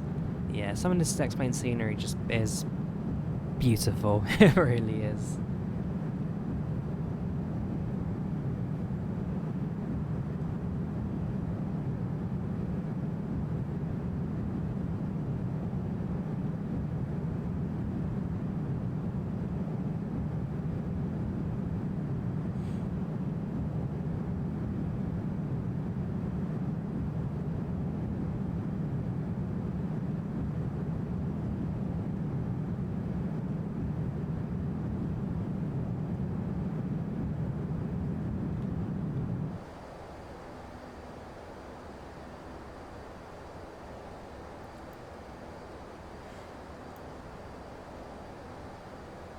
So, we're supposedly an hour and 20 minutes from landing. An hour and 50 minutes from landing. Which from Copenhagen is actually possible, especially in the 320. Not quite halfway through the flight yet, but we are getting close. We are more than a third though, along the way. Aircraft's still doing fine. Seems looking pretty good. There's an airport down there. Most importantly, how's the fuel burn doing? Fuel on board's 5,820. Ooh, not quite halfway there yet, because we started with 9,000 kilos, but a fair bit of fuel we've burned, I must say. Am I from Europe? Yes, I am. I'm British born, I'm a Londoner.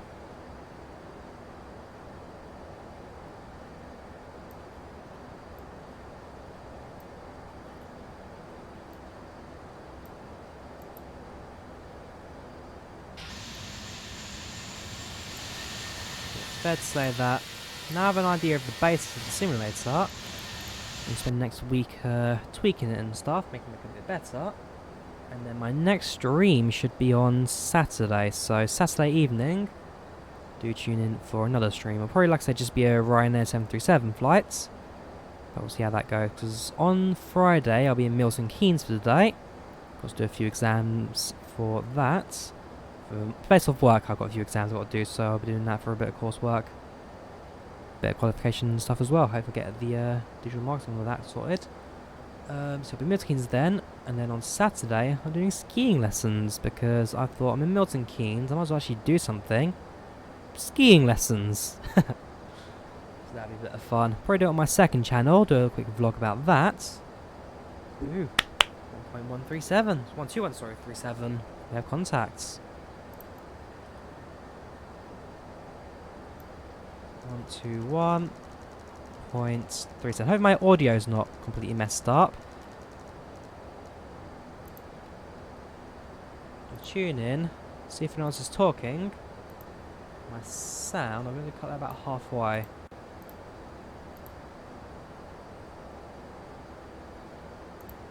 Good evening, Copenhagen Control. Peter 782 with your flight level 370, next waypoint bound, log out. 782. Copenhagen Control, good evening, 122. Has no effects. So I know that ToLiss, sorry, has external sounds. Good evening, this is Finnair 7 Whiskey Golf with your flight level 360. And 7 Whiskey Golf, Copenhagen Control, good evening, Squawk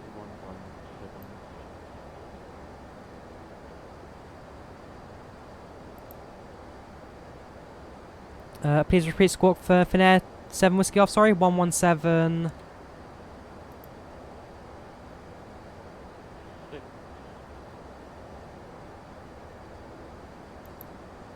This audio cuts.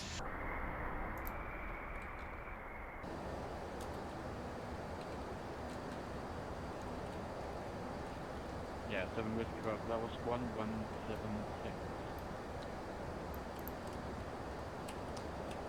1176. 1176 for Finnair 7 Whiskey Golf. Finnair 7 Whiskey Golf, thank you, radar contact is straight back to you, and you're welcome to take break with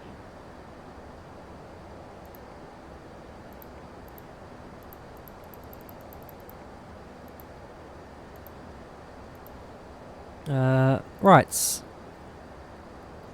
Hang on. In my own, every time you press the microphone talk, it's not showing me listening. Sorry for making it. No worries. Have you got a microphone? So if you have a microphone, that'd be the first thing you may have an issue with. Hi, my friend. Hi, my friend from Greece today. I obey the PACX. Can't record something to say. Can you show me the CPU? What? Yeah, okay. Because I've had that issue as well, where with the recent updates, I can't so much. Hang on. Let me see if I can get the actual developer onto this.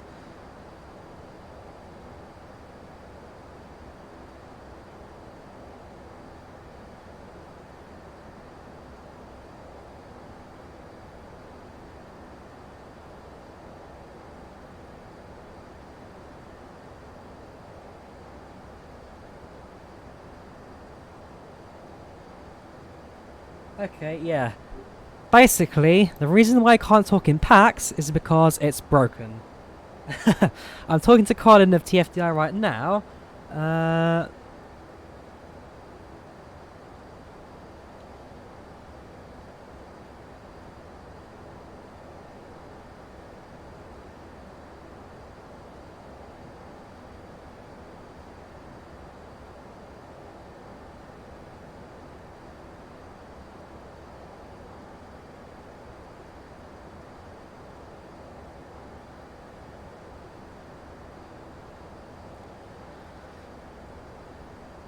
Yes, you have packs, but you can't record something to say. Can you show me how it's set up? Basically, like I say, it should be as simple as, if I get this to try and do it again. Give it a second. So, you open up packs. You tap on the record. And I speak to passengers like this. It'll be a generic public address, but it won't say it back because the playback's not working. If you're on my setup, then basically I've got shift 9, shift 10 for the pop-ups. 2 seconds also hides. Startup doesn't matter. I've got my speaker set up, so this is the playback set to my USB speakers. Mute microphone and external views turned off because in X-Plane 11, the external, turn that on, will break all the audio, turn it off is fine. No incidents because I don't prefer incidents, and playback voice public addresses, which it should be doing, but doesn't do it right now. Boarding times for your starting, seatbelt assistance is set to partial, kind of it none or full, doesn't really matter. And then your auto accept. So when I press record and speak and it turns it off, then it'll have 3 seconds where I can either change the message or stay with it. And the network port doesn't matter if you're running it on a different PC. Speaking to Colin of TFDI, he says that if you don't get the pop-up for recording, then you've most likely got an issue with your language settings. Check your % local update % /pacx/log.txt, and it'll tell you the issue in that. There's a few issues that they're having right now. Don't forget, it's still a beta product, so it's not quite in its full release just yet. But any bugs, do stick it onto the TFDI forums, and they are more than happy to take a look.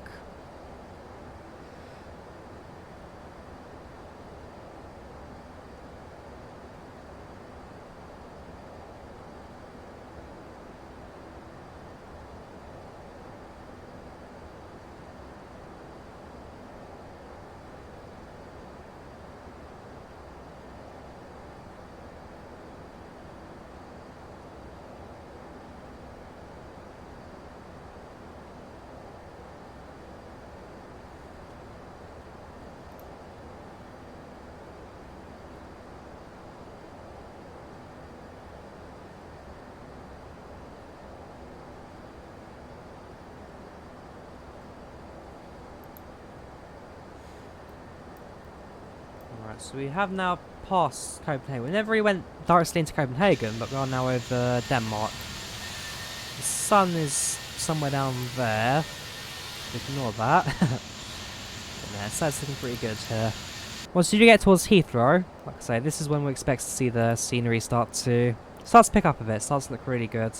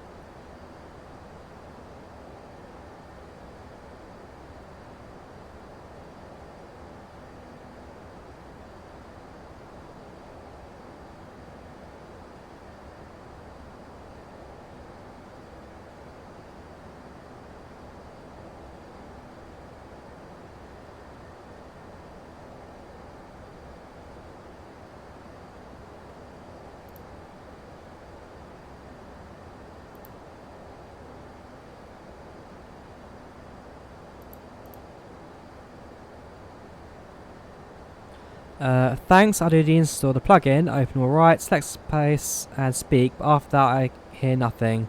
Yeah, wait for an update, so in about an hour or so there'll be an update for packs. Update it then, and then you'll be able to hear the sound. So right now there's a small bug where playing back the audio doesn't work anymore.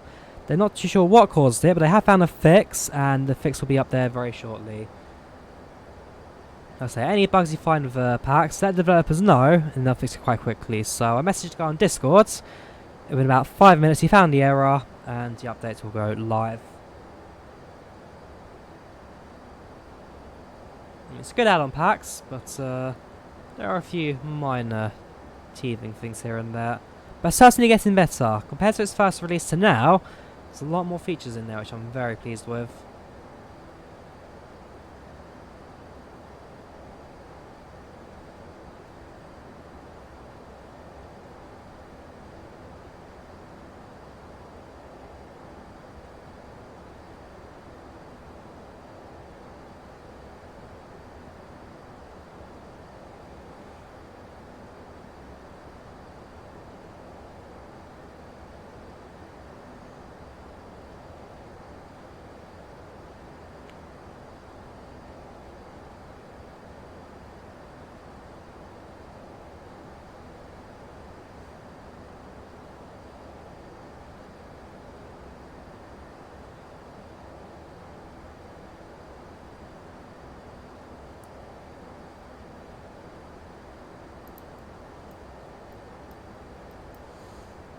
Let's have a look at Heathrow, shall we?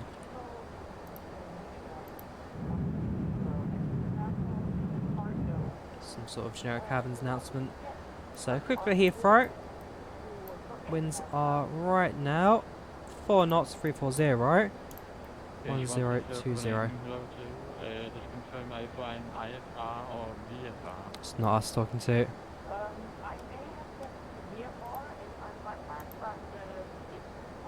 There is Nick. Danish 150, Russia, I'll change that. Actually, you already changed that one. Okay, you're clear to Copenhagen. via the Adino 5 Alpha departure runway 27, squawk 4462.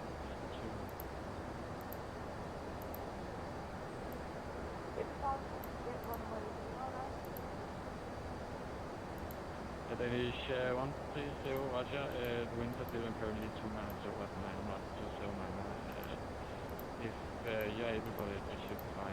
So you're clear to combination of runway 09, Adino 5 Bravo departure. Squawk remains 4462.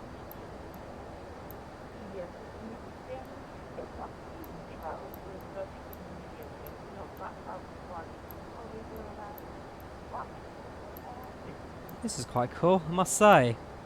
Danish 130, the back is correct.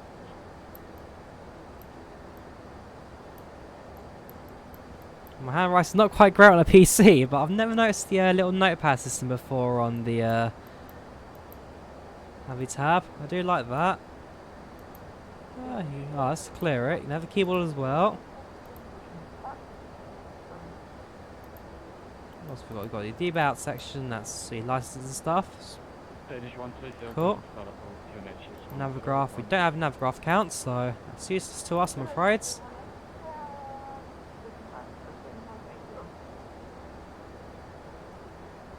Hang on. Linking Navi tab to Navigraph count grants access to professional worldwide and updates airport terminal charts for Japanese inside the Navi tab. For your security. It's nice. In these linking accounts, you can after 30 days. You can try the app before subscribing by creating a free account to Navigraph and link to Navi tab for demo access. Interesting. I have to look at that. EFHK EGLL. Can't find a route. Fair enough. And then charts. We don't have any charts installed yet. There's a lot we have to look into Avatab. A lot I don't know. So that's the interesting.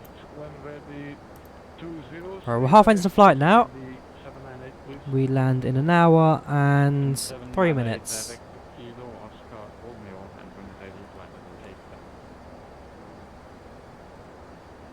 Kilo Oscar Romeo, Scandinavia 798.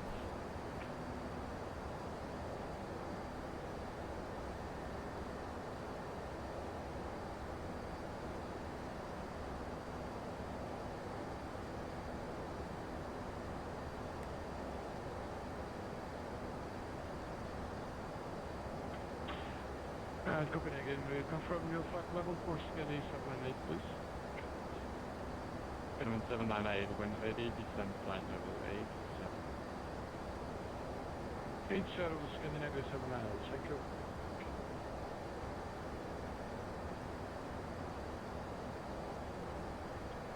Then 4131, Hotel ATC, continue with the compliments to destination to Uniform 22 is empty 4131, thanks for the huge rating suspect. Yeah, have a one.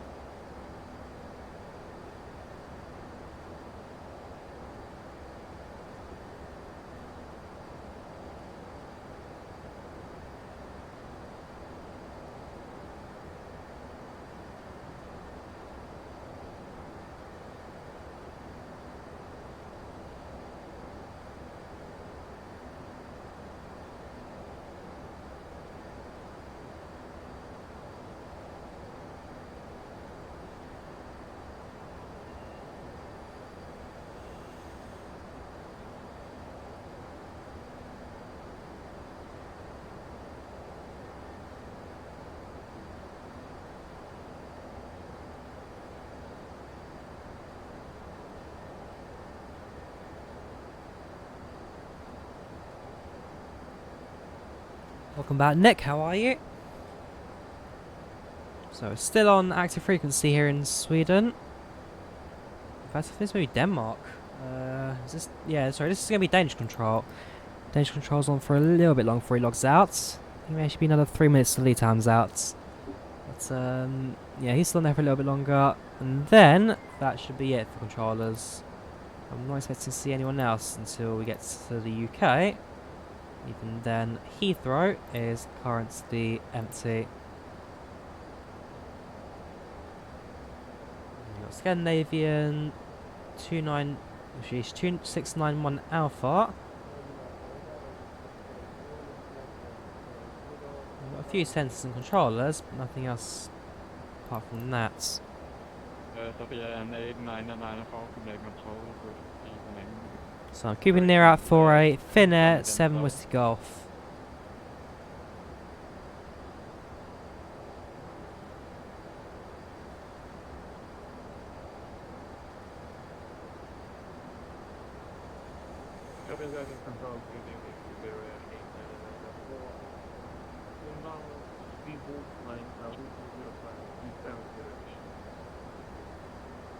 Så vil jeg en 899 for at lægge kontrol. Hello, squawk 6127.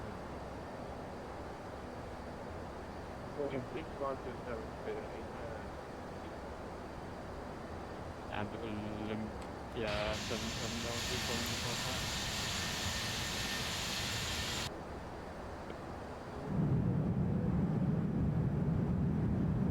Yeah, really, yeah, 7, thank you. Radar, continue.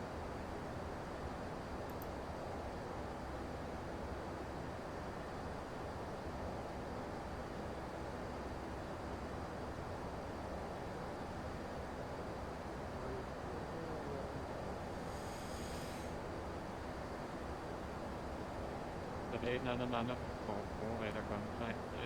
Confirm you climb the 7 zone. Confirmation of those 7 zone. 899 for Roger. Your files is like the 39 so you like to maintain the 7 zone.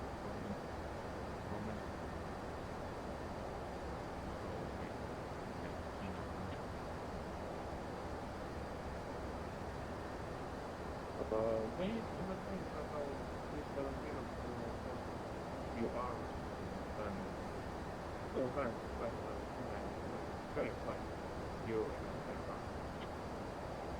yeah, to be an 899 for no problem, so climb level 370 and just get directly going there.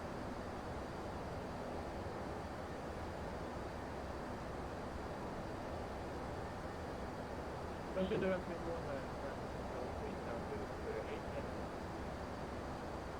Slight wind change there, aircraft pushed to the right. Now 7 Whiskey Golf to live in my airspace, continue to 1 to 2.8, thank you very much, have a good night. So, back to Unicom, ATC is now done with us. And that will probably be the last speaking to Tower for the rest of this flight. Keep an eye out just in case we do get later one, but I'm not expecting much in the way of the current activity right now in Europe. Very quiet so far.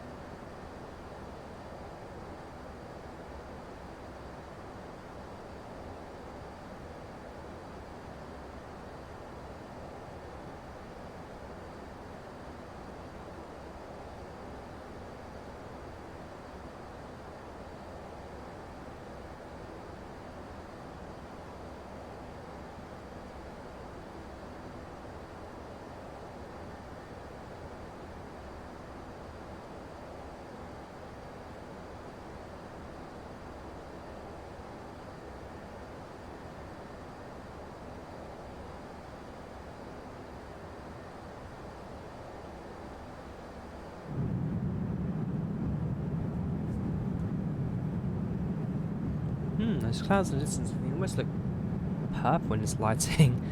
Kind of weird. Anyways, it's not looking particularly too bad right now. Ground seems looking pretty good. Some light still visible, otherwise certainly looking better than it used to. Long time seeing your next plane. There's an airport down there. Just below the wing, behind us slightly. Is it airports? Oh yeah. And where are we right now if I zoom in? Shall speak. Seconds to light up the scenery here.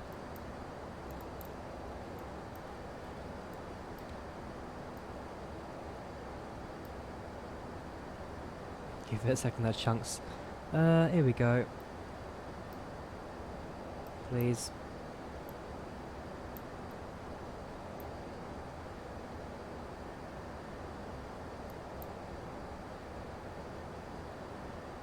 Vesta Ormstedt. Vesta Ormstedt. You can see there's like a no-fly zone thing there. Well, this is a slightly red hatched out area. Isn't there corn farms? Something going on there. Not sure what it is. Very a military base looking, is it right there?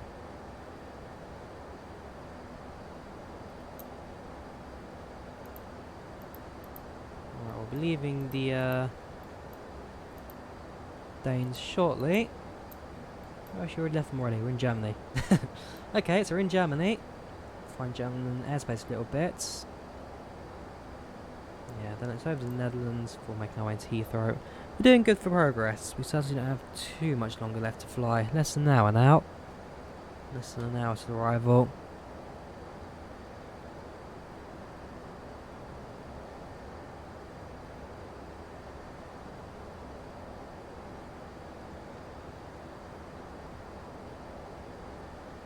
And what I might do quickly, for those who don't mind, we're going to run and grab myself a glass of water. I just realised I don't quite have one on me. I'm not really drunk for the entire stream. It's been a long one. It's very warm right now in here, I must say. The system has produced a lot of heat because we are just sticking as much into it now as possible. It is warm. It is warm.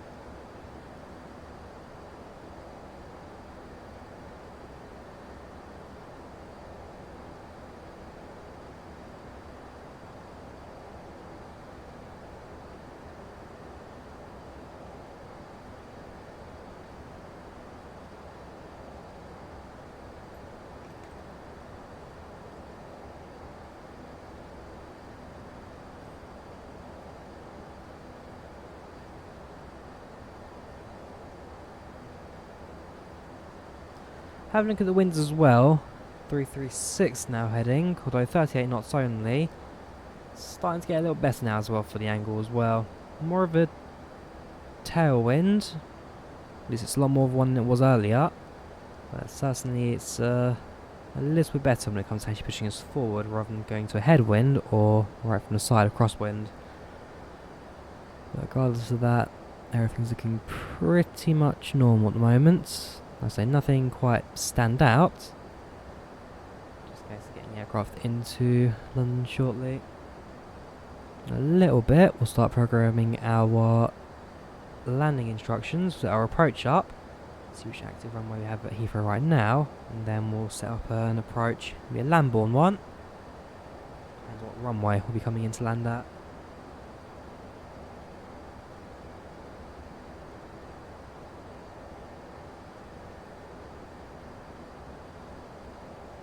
You see it does slowly tick away, but it's still saying midnight. Let's just come back on there. Chat is dead, like it used to be a few years ago.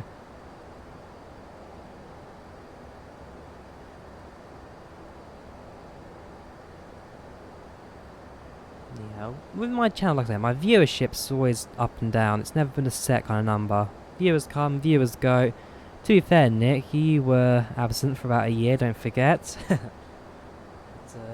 yeah, so it comes up, it comes down. It's never been a straight line.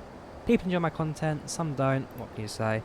Hopefully I've got a slight better setup going. Do a lot more with it. You never know. Maybe I have to get one going as well. I am certain those clouds are purple. Could they be northern lights? We're not far enough north for them to be the case, but no, that is what odd. And you've got the sun down there outside of the world. Some stream to get a few viewers. I mean, don't forget it also now, at least in the UK and Europe, it's 11 PM on a Tuesday night, so not quite the most active time for anyone. You're in the US, so you've got a few hours left of daylight, but at least for me, as soon as I land, I'm going straight to bed.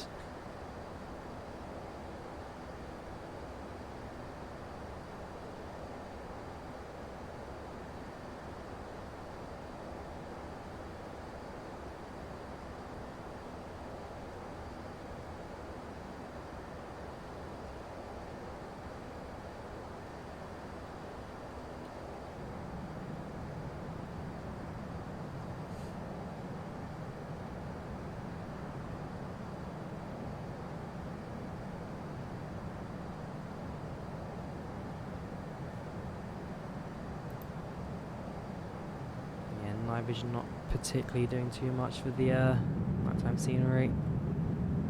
Just weird coloured clouds. Not sure what's causing that at all. What natural phenomenon causes the pink clouds at this time of night?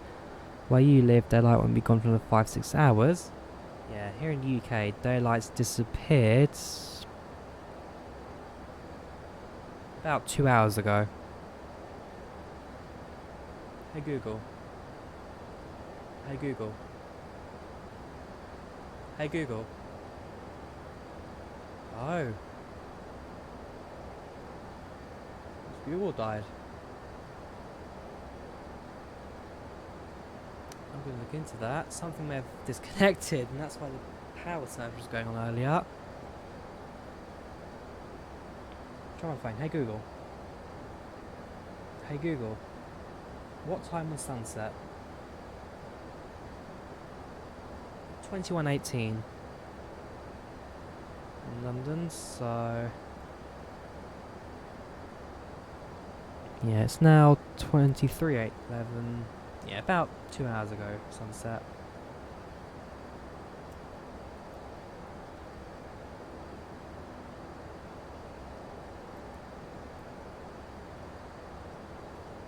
I mean, view in the US, as opposed to country, it comes down to what state you're in.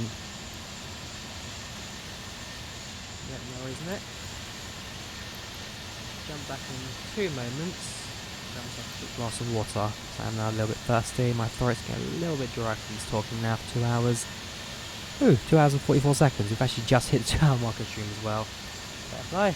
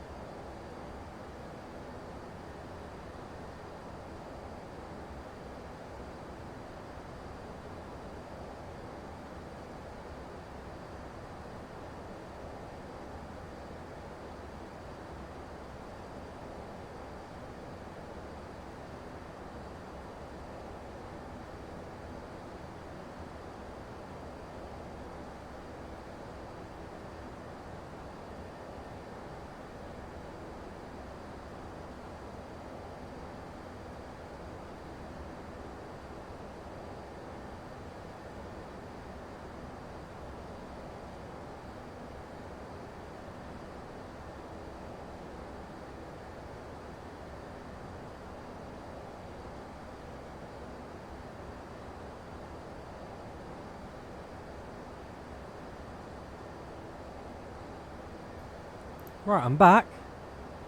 I'm going to try something risky here, because like I said, my Google Home has died on me. So there's a power surge or something. Best case scenario, the plug's just come on loose. Worst case, the fuse has gone off.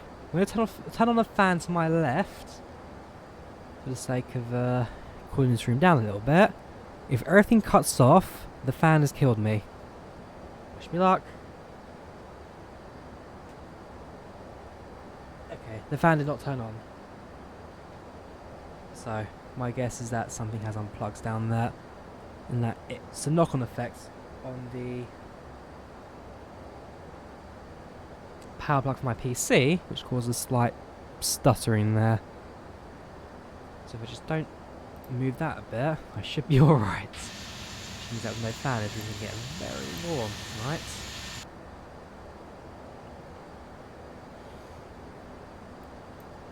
So, we are still over Germany. We're about to enter the Netherlands border. So, split up Flight Radar 24. Let's get an idea of what runway we'll be landing at Heathrow today. Let's have a look at the current winds.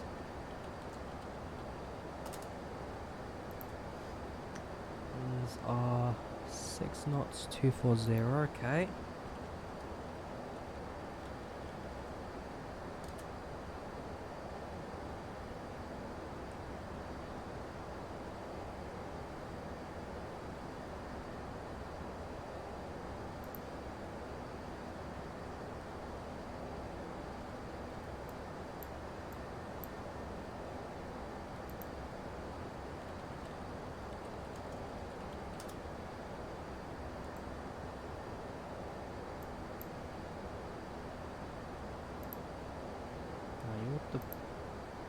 You're both taxiing that way for departure. It's 27 right. I'm guessing it's 27 left landing today. You're an EasyJet, you're a Ryanair. You're departing from Gatwick. Oh yeah, that though. Okay, so it's a 27 left approach tonight. So destination arrival, runway 27 right, via Lambourne 3 Romeo. Okay, 3 Alpha works. Via, inserts, look for any gaps, which I don't think there are any. No, it's worked out quite nicely. If we go to plan mode, just confirm that. Don't need terrain since no real terrain issue. Switch over to plan. Let's just go step, step, step, step.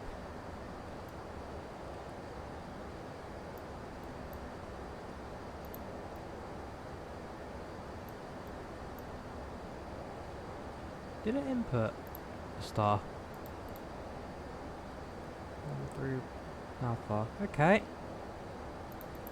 Because yeah, it's not done much in terms of the routes.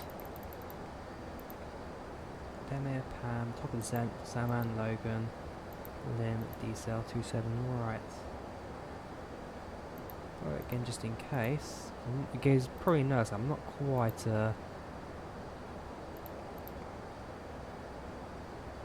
there's 27 right via Lambourne 3 Alpha, via inserts.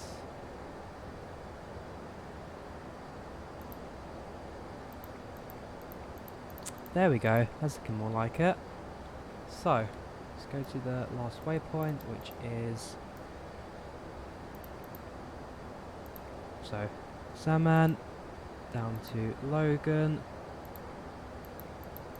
Then yeah, that's what I wanted. Perfect. Right, and then make sure that my approach is set. It should already be set for Heathrow. Just confirm that. Airports, Heathrow. Runway 27 left. 1095, 270.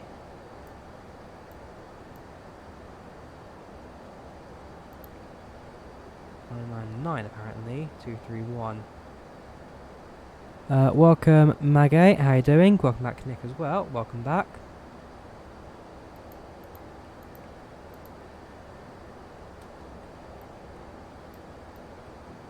Right, it's 27 left, it's 109.50.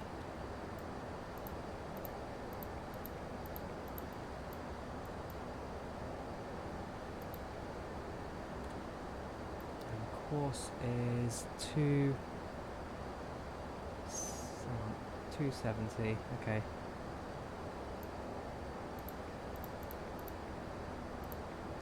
Not allowed apparently.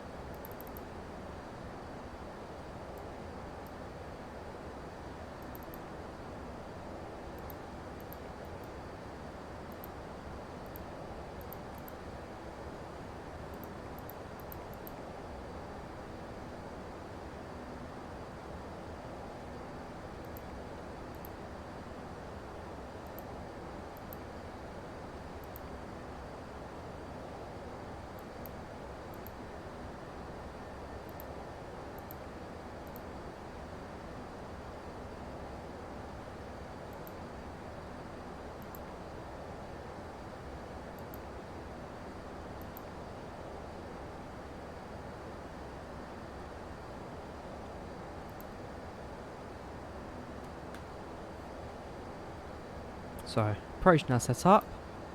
Carry on with the rest of the flight. Top percent, like I say, it won't be for too long now. Zoom it on the PFD a little bit, see if it gives us the mark up. Yeah, another 160 miles or so to go to reach top descent.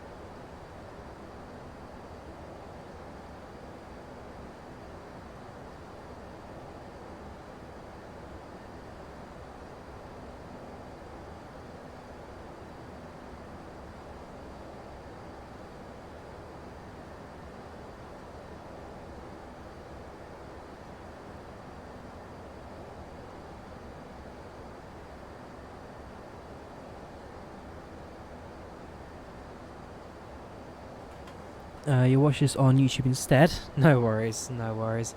On YouTube, on Twitch. It's easy for you.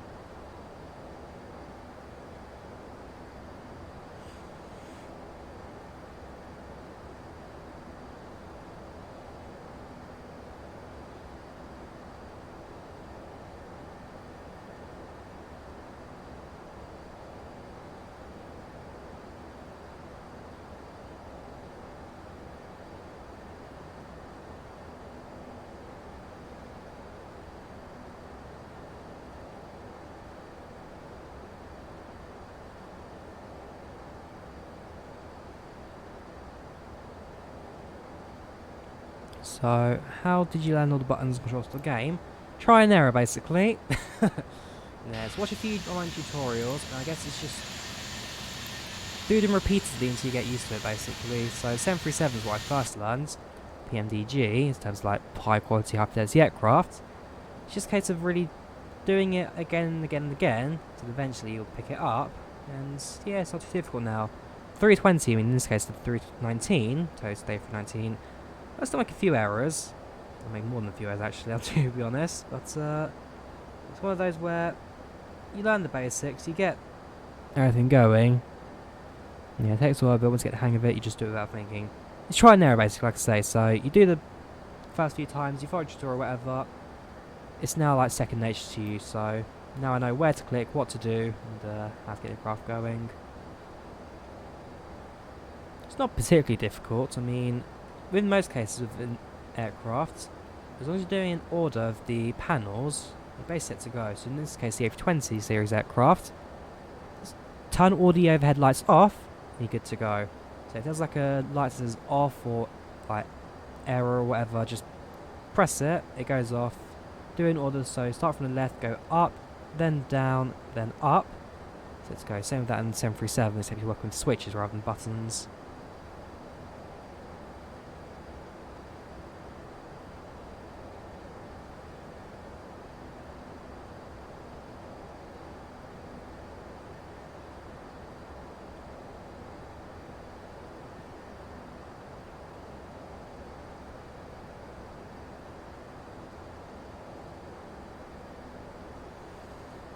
Once you know the basics, like the FMC and the autopilot, anything you need to learn. Yeah. That's basically it, Faithful. Cheers for the answer. Perfect answer there. Oh, because you're thinking about buying it, but you're afraid you won't understand it. Haha. To be fair, like, joining VATSIM and all that as well. You join it, maybe it's a bit overwhelming at first, but don't give up, keep on going, and you're pretty much set to go.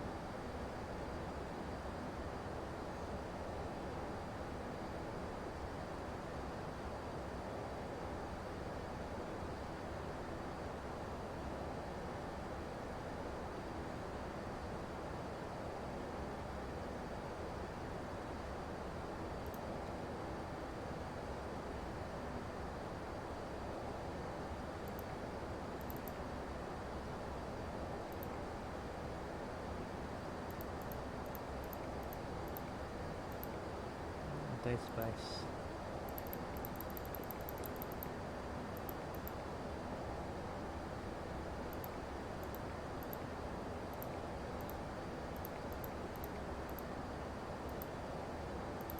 So let's get this to 109.5.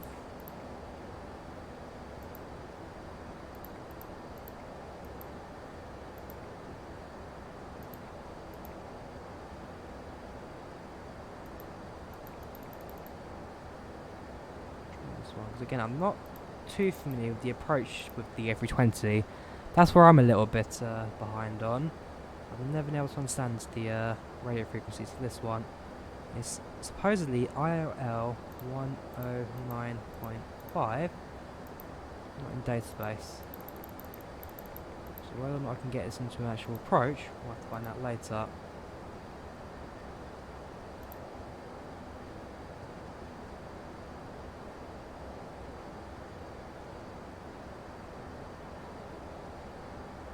What's wrong with landing? It's 27 left at Heathrow.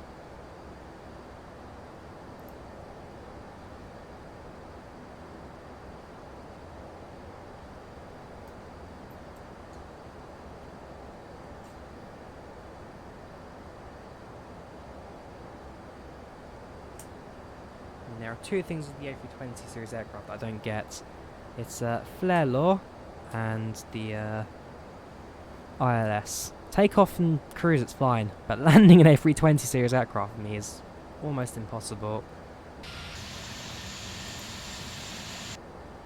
Alright, well, as soon as I get ready for our top of descent, that's something I need to keep in mind. Be mindful of that.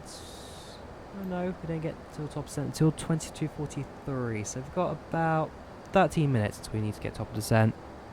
Have you selected the correct runway and approach? 2627 right. Did I? You're right. You're right. Thanks for that. ILS 27 left on the landboard approach. Landing 3 Alpha. No via inserts there.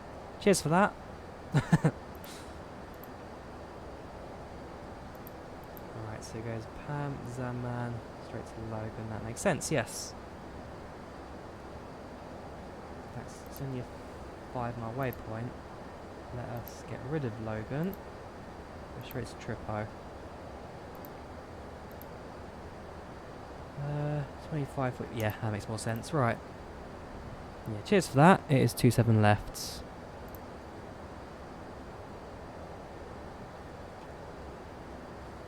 That would have had me really confused when it came to final. Down below. It's not Amsterdam, is that? Check for maps. Yep, that's Amsterdam. Massive airport below. What is the ILS frequency might work? Let's give that a go. So it was to radio nav. Heathrow ILL 109.5. Not in database. Not in database.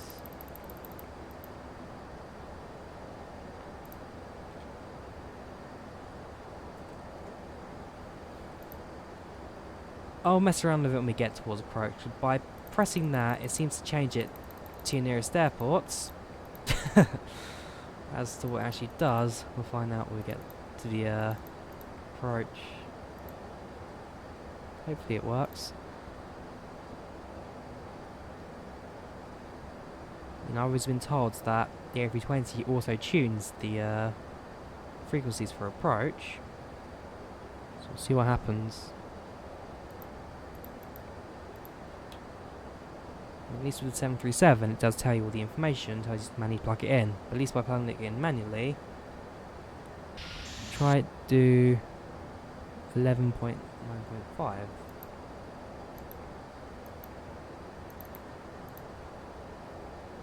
Oh yeah, I've done that already. 119.5. Plug that in, entry out of range. That's a new one. Sorry, it's 109. Sorry, 109.5. Yeah, wherever ZWA is. And then that's, hang on.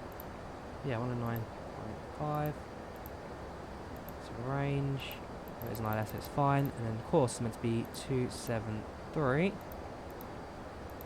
We're not allowed. It's a mystery, this. You have to do the slash.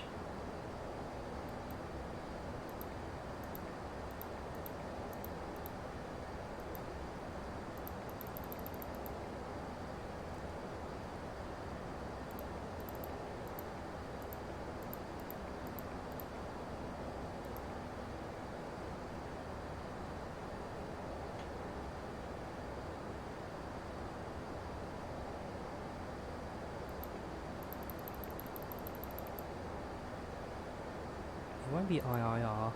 That won't be the one.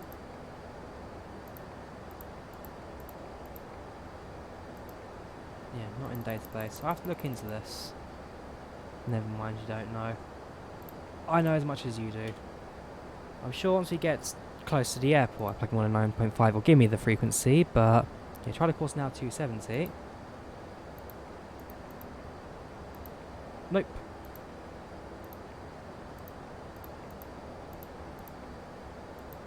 Nope. Yeah, not a clue.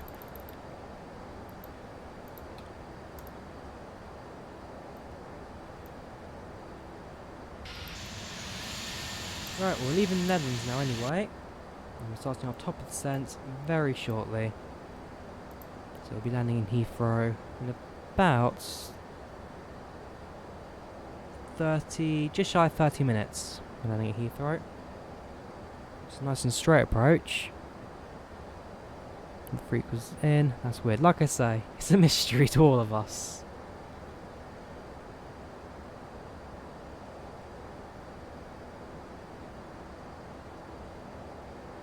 4,006 kilos. What is that? 4,000 a dot actually. Yeah, 4,000 kilos of fuel left. Come top of descent. Landing very shortly. Kind of understand the flare law of an Airbus. Basically, when you get to the about flare level, it will lower the nose down, causing you to pull up a little bit. But yeah, like I said, I just don't quite. I try and catch it too early, and I always miss it, and it turns into a bit of a float. But hey, again, always room to learn, I guess. Anyways, for now, I think we'll start focusing on the landing and approach now. Even if that means I just don't get the approach, we can just plug that in manually. So we've left Amsterdam now, over the English Channel. Next land will be over the United Kingdom. And this with all Vex England South installed should look pretty spectacular, especially with Aerosol Heathrow as well. That should be very good with X-Planes lighting and this not half bad setup as well. Everything's pretty clear. Landing is pretty good as well. Expecting a smooth landing tonight. Not having too much out of the ordinary.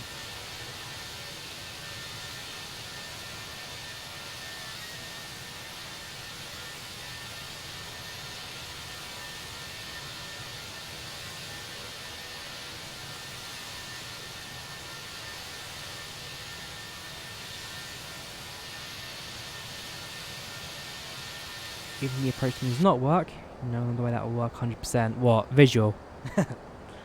Switch off the autopilot, coming in manually. Switch off fly-by-wire systems and all that. Zoom on the PFD slightly as well.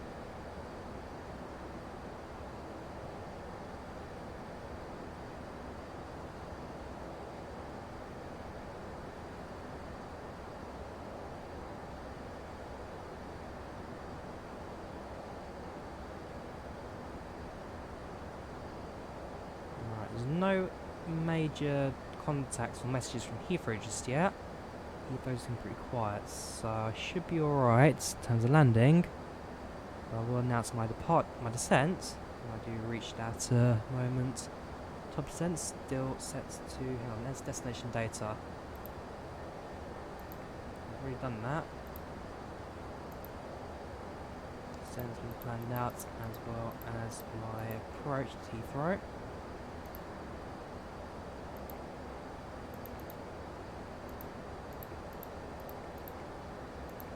I'm sure once I get close enough to Heathrow, that will automatically detect the nearest Heathrow frequency.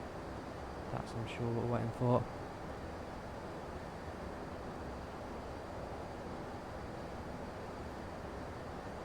Yeah, that's an option. Not far from Heathrow though. Alright, I can tune into the frequencies like that. The question is, will it work on the ToLiss?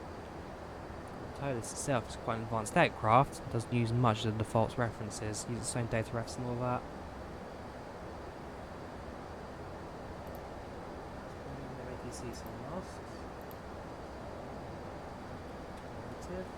In a few moments, we'll be starting our in-flight service. We will be serving complimentary drinks and snacks. Please look in your seat back for our list of complimentary and premium drinks. Premium drinks are available for a small charge. Please note that we only accept credit cards. You see that mode selector? Which one?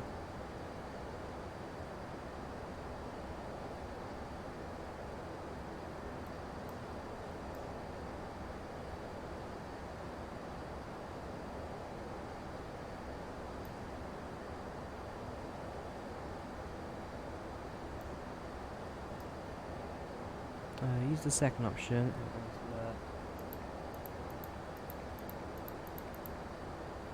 Oh, explain map. Oh right, oh yeah, I know what you're talking about. That's yeah, mode. Choose different stuff. Doesn't go to different locations. That's your issue with that one. Yeah, as long as I'm not close enough to Heathrow, it won't show Heathrow.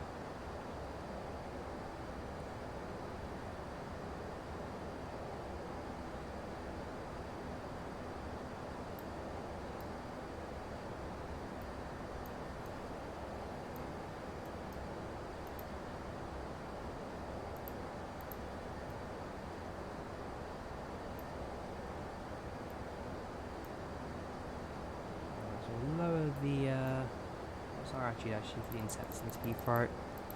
It's 3,000, yeah, it's down to 3,000, so we'll set this now.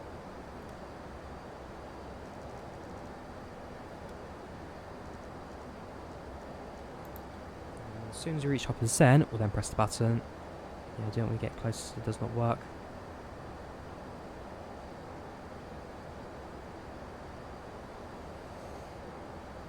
PFD set to 3,000. We now approach the top of descent. Shouldn't be too bad in terms of our landing. Speed-wise, doing alright. There's a slight crosswind though. And it does not work with the ToLiss. Use the feature a lot because you are lazy. Okay, alright, good to know.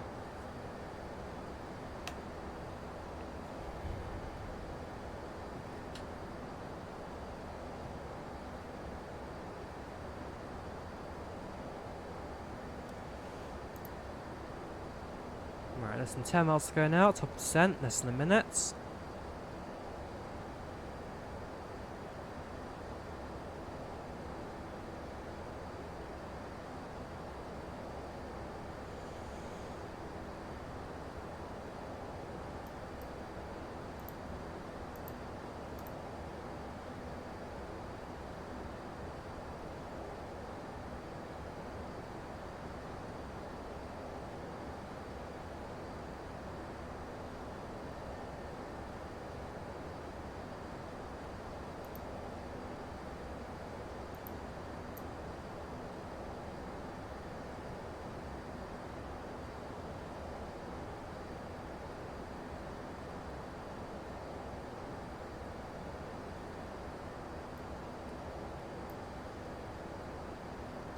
Again.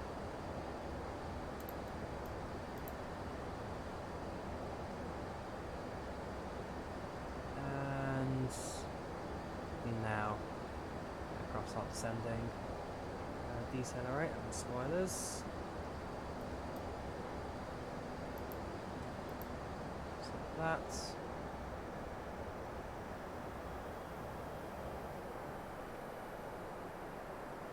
Right, let's now focus on our approach in Heathrow. So, as usual, 10,000, then lights come on. Flaps will do as well once you get to 10,000 feet. So I need 4 flap settings in the A320, so you need to remember that. It's not like the standards 12 in the 7.3. Oh, is it 12? No. 1, 2, 5. 1, 2, 5, 10. Okay, sorry, it's 8 flat, sorry, 7 or 8 flat settings, 737. Just the 4 here on the A320 series aircraft. After the channel crossing now, looking pretty good. And the UK should come visible to us very shortly on the horizon once we get closer to the UK.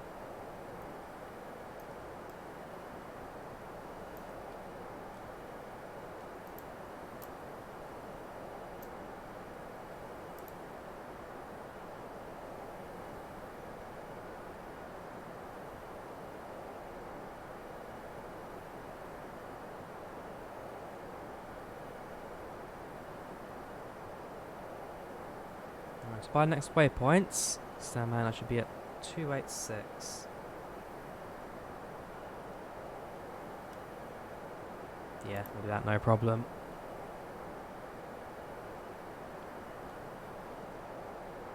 Not too much to look outside just yet, slow over the water. I'm sure very shortly we'll have a bit more to look at.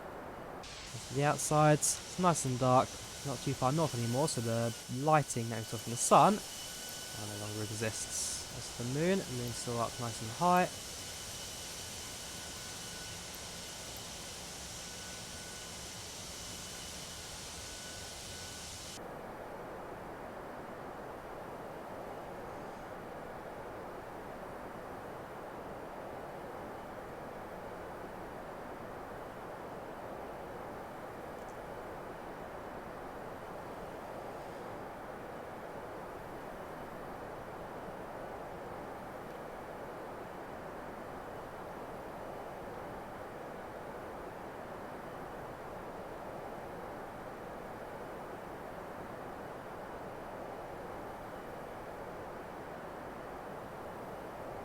Yeah, ETA it's now set to 11:01, so just past midnight we're touching down. We'll re-arrive at gate. Landing 27 left, it's not a particularly long taxi to gate. Gets to gate about 5, maybe 10 past tops. And do a quick view of the landing replays. There's another aircraft ahead of me, I think, yep. We're in 4 Whiskey Alpha. Sorry, 49 Mike Alpha, sorry. Yeah, only at night can you see the aircraft. With that being said, because we're only on the high spec and the LOD radius distance is now a bit further, I might be able to spot AI aircraft a lot easier than I used to be able to. The lights now coming into view on the ground. This will be a wind farm in the UK. It's low water, not quite over land just yet. That will be a wind farm visible to us. Rhino there will pass without any hassle whatsoever. slight right turn ourselves as we reach the next waypoint. So we're now starting to enter the star, I believe. Yeah, Zaran's last waypoint's Trippo, so we are now on the start.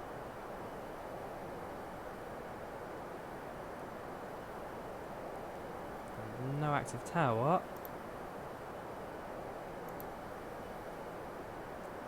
Ooh, we've got London North Centre. I think that's, yeah, sorry, no, he's just missing, ah, that's a shame.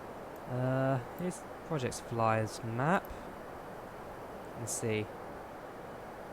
That's us. And we are landing in the one bit of the UK, this entire area, with no air traffic control coverage. That's a shame. Okay, so doesn't mean it'll be on Unicom. So should we announce descending from flight level 360 for Echo Golf Lima Limo, expecting runway 27 left, ETA, how many minutes? 2, 10, 11, 12, 13 minutes. Approach via Lamborn 3 Alpha. So I've announced my intentions to anyone else in the area. Any Heathrow approaches will be ones from that.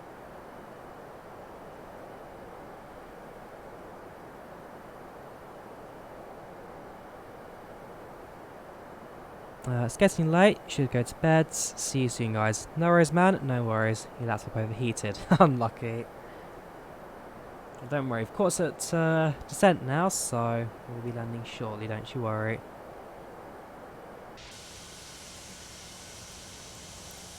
Oh, and there's the UK, starting to come to view now. Not so much for the left and right hand side views. In the cockpit, there's the co-pilot. We get nice clear views of the coast now starting to load up. This is where the night lighting will look spectacular, but God have mercy on this PC when it comes to loading all this stuff up. Hopefully it doesn't lag too much. Because like I say, this is my first proper full long distance flights with live streaming going on this since installing the graphics card. So I'm just hoping that the system can handle everything basically, because OBS is a bit of a killer for the CPU. Although that being said, I might be able to drag that onto the GPU encoding. I'll look into that. That might work quite nicely actually, because the Nvidia do pride themselves in their streaming GPU encoders. It's worth a look. I'll have a look at that. Alright, does the 1095 say otherwise? Now on iOS 250, so it's changing as we continue.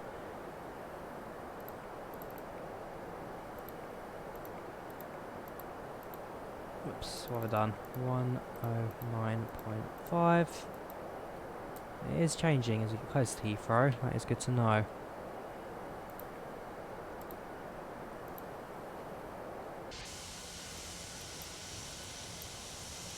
So another wind farm to our left. On the right hand side will be the English town of Clacton-on-Sea. Oh, Clacton. I might be able to see Colchester. That would be an interesting one. Colchester probably being that big group of lightings right there.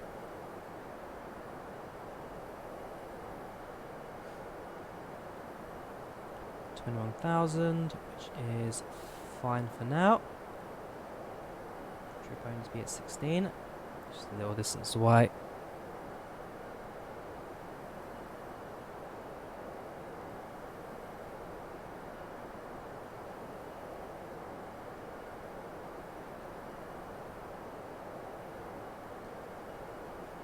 So on the seatbelt side now as well, since we're on descent.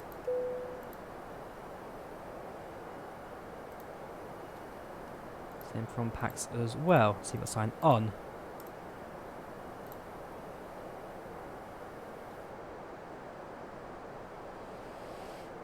Ladies and gentlemen, the seatbelt sign is now turned on, so it is time to return to your seats and fasten your seatbelt.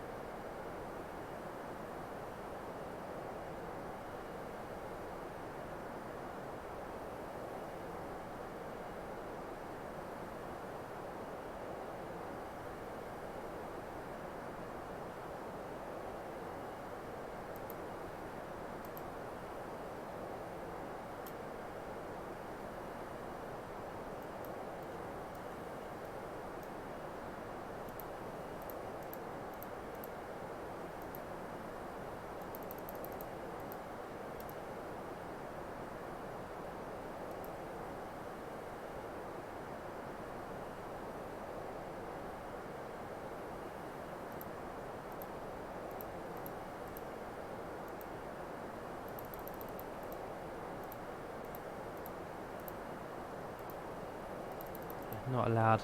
I'll never understand the radio navigation frequencies of the 73. The A320, sorry. At some point I might be do a... Oh, there we go. IAL 109.5 270. So it has now connected to it. At least I now know it exists. Right, okay. That's good to know. So if I plug in the frequency, it will, it's close enough, connect onto it. Do I have an SSD on the PC? Yes, I do. It's a Samsung SSD, though only 32GB big. It only just about holds my X-Plane install, and not much else. But I am tempted to move my operating system onto the SSD and move X-Plane back onto the hard drive, which will maybe mean slightly less sliding times, but faster operating system is always helpful.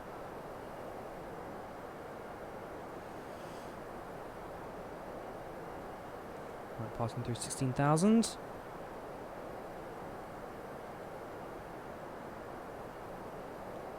Okay, Moradi is now coming into view. Just about handled night lighting now, though we are over the land. We're coming up to land very shortly.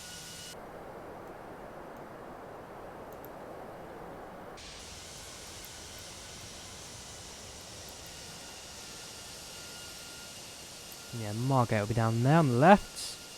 Got the Thames estuary as well in between us and that.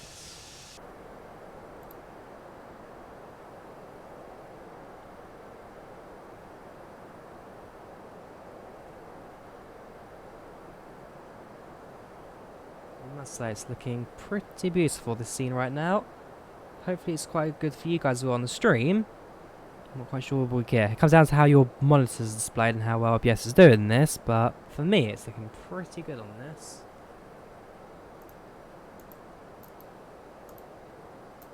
We're already below 250 knots already. Aircraft is pitching down, ready for the next bit of descent. Frame rate's holding it together quite nicely. A little bit lower than it was earlier, but there's a lot more to load, I must admit.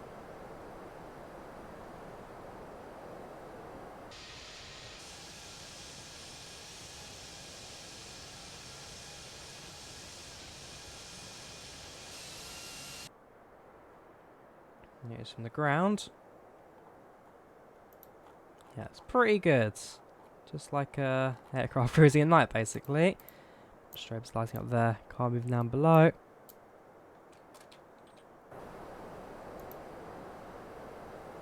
With the right add-ons, the right work, this simulator really is amazing.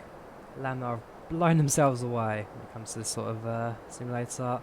It's modern, it's clean, not too clunky either. And I'm sure once Vulkan comes into play as well fully, then yeah, blown away by everything. Because 1660 does have full Vulkan support as well, full Vulkan APIs. So once that comes into play, like I say, it should also see improvements on that side as well.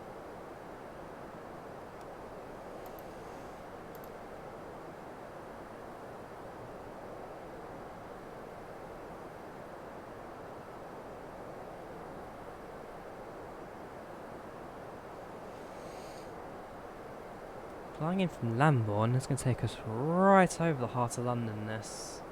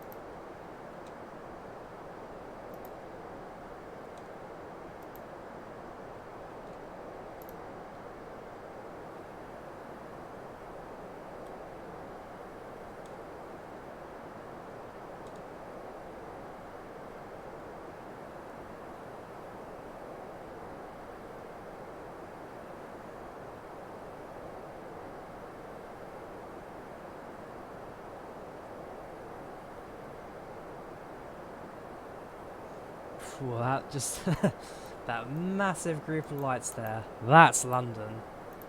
Gosh, how is X-Plane managing to do all this? I don't know. So a left hand shortly, which brings us right over to the approach path into Heathrow. So route 10,000 now, so landing lights come on.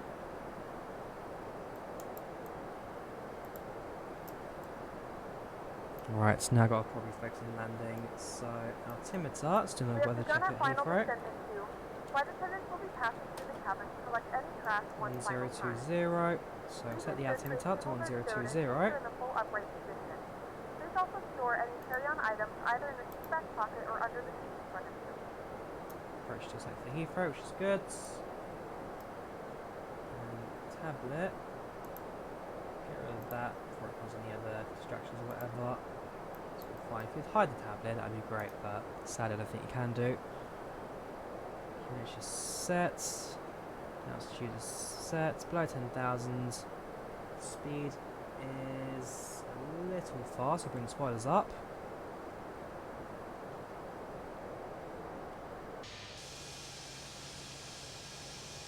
See again, 25 just below us now.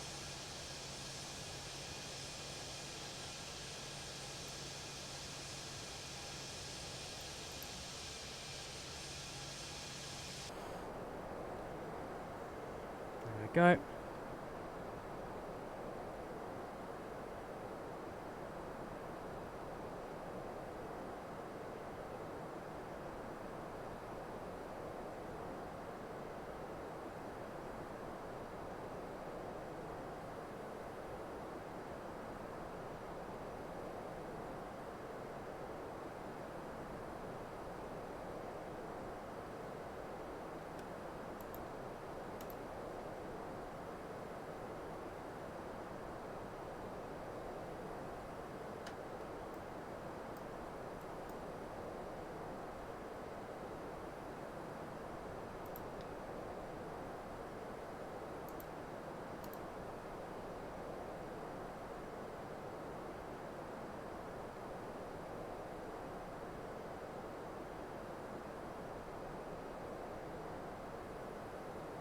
Do coming on, we set the hang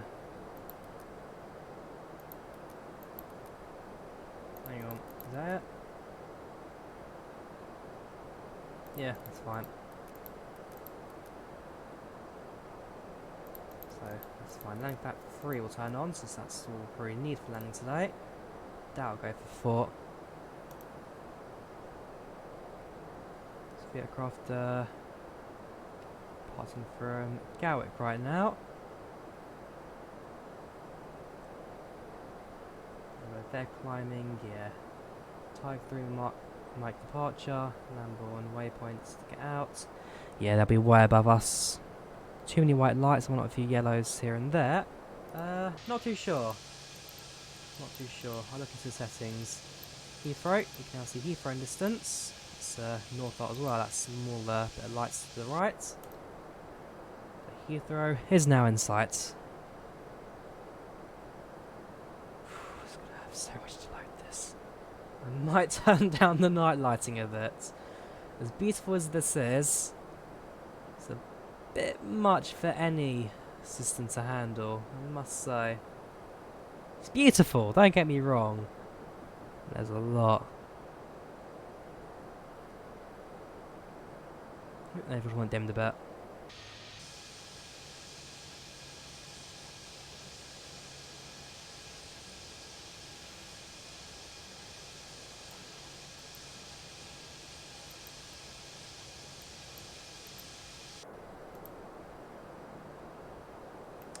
Olympic Stadium now visible.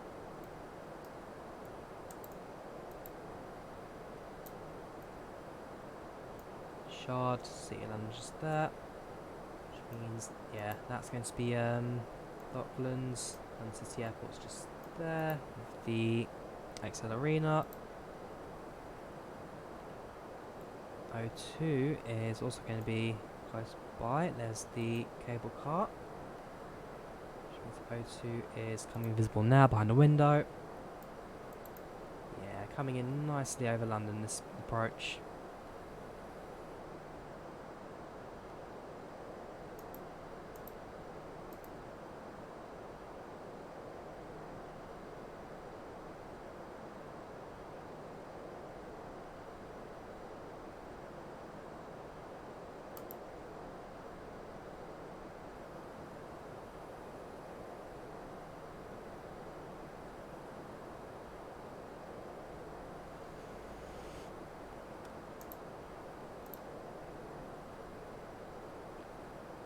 So, that's all now set.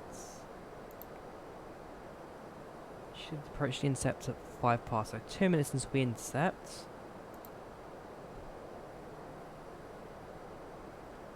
Flaps 1.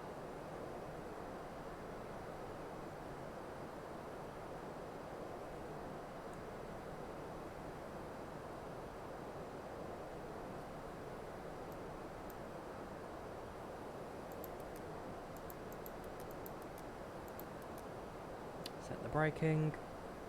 Start slowing the plane down as well, ready for landing.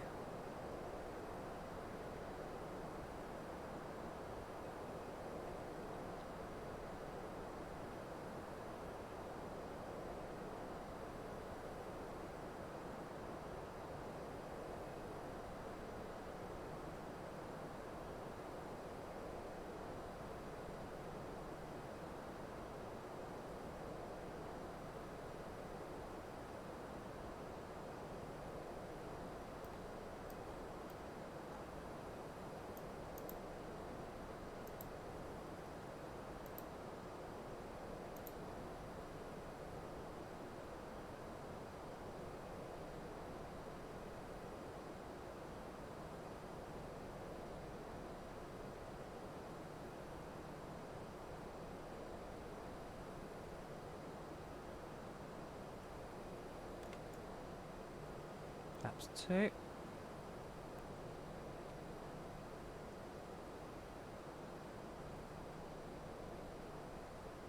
See Battersea Power Station just ahead of us as well.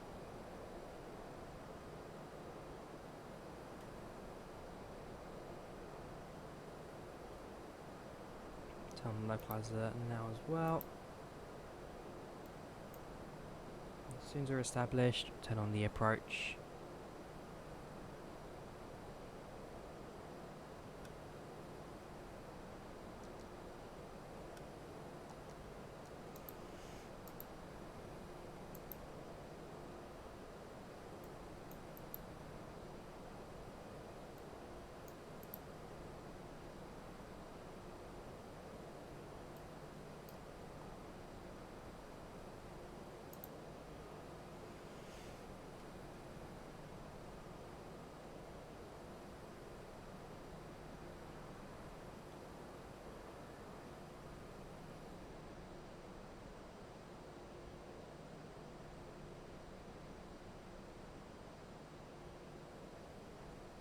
Yeah, I said maybe a few too many lights right now.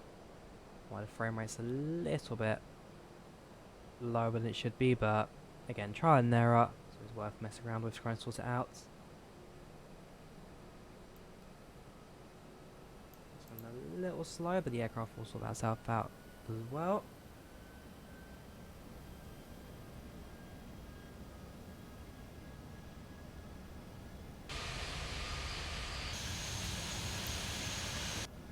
Right hand turn. Established. Runway 27. Left. Echo Golf Lima Lima.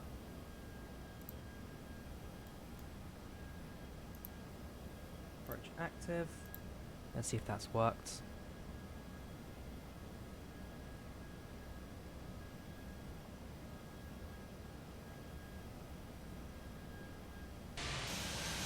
If not, very fortunate it's still far enough away. Let me try and go for more of a manual approach if need be. Down, flaps 3.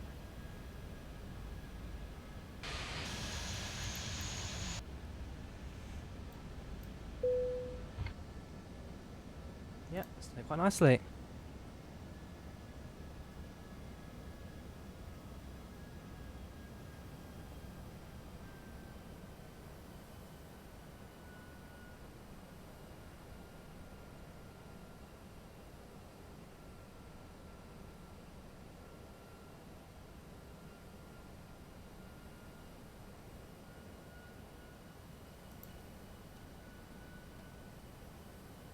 Cabin crew, please be seated for landing.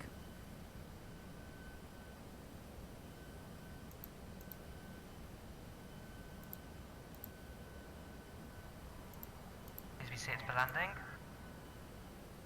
I missed the cabin crew at the start there. bring the aircraft down.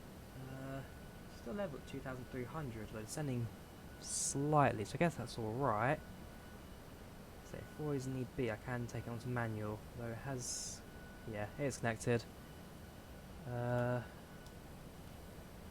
27, right, is active, departure. 2,000.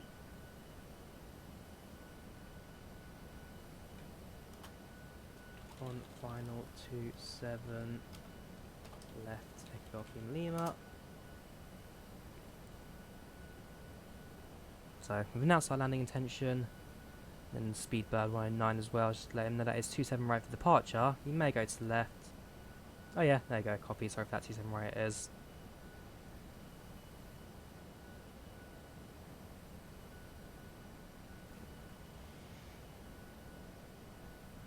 It's actually the approach for Missile Avenue, for those who plane spot that.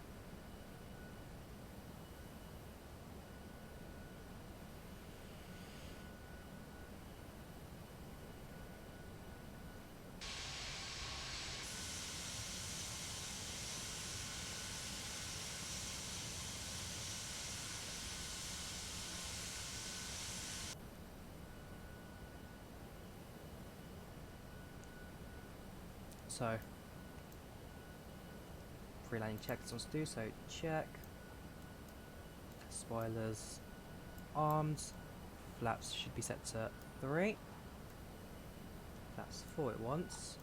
Okay, flaps 1,000. 4, 1,000.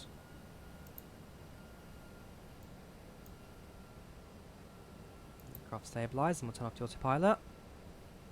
Free landing check is complete.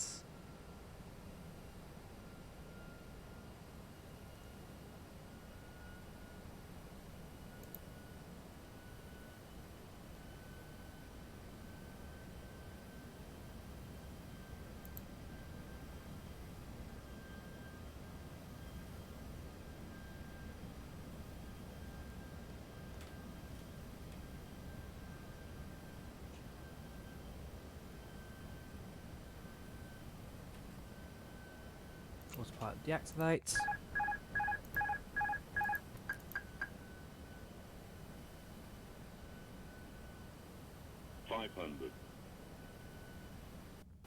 Auto throttle deactivate.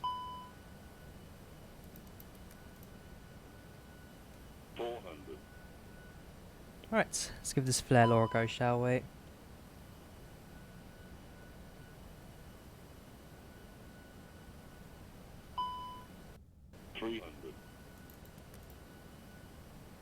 Smart caution over the throttle level being a bit low, it's fine. Glide slow. 200. Glide slow.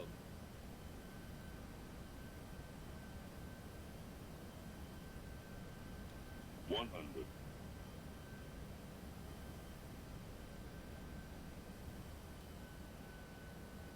A little bit to the right, that's alright. 50. 40. 30. Retard. 10. 5. A little bit heavy, I think. 371, okay, not terrible. Expecting much worse than that, to be honest.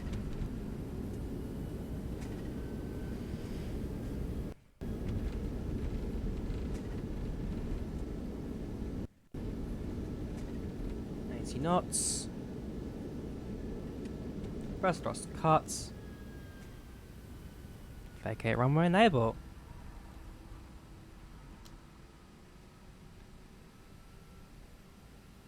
Yeah, 10 off point, right comes first pretty much perfect. You can now use your mobile devices. Please remain seated until the aircraft has come to a complete stop and the seatbelt sign is turned off. Alright, well, welcome to London Heathrow. Not bad flight overall. Nice as well. Butter. Wasn't quite butter, a little bit heavy on touchdown, but regardless of that, I'm not complaining. We'll do a look at the replays, see what that has to say about it. Alright, so we'll come over to here. We will stop. Just so I can have a moment to do the clean-up. There we go. So, my brake set quickly.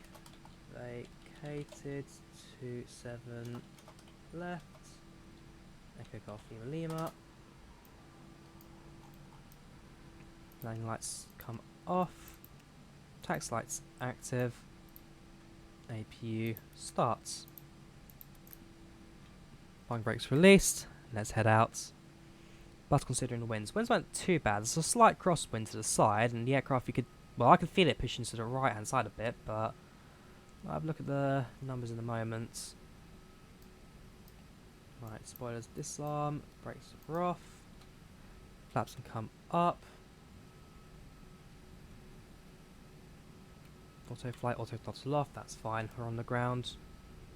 So terminal 3, we're going to be sending out, we're Finnair, part of,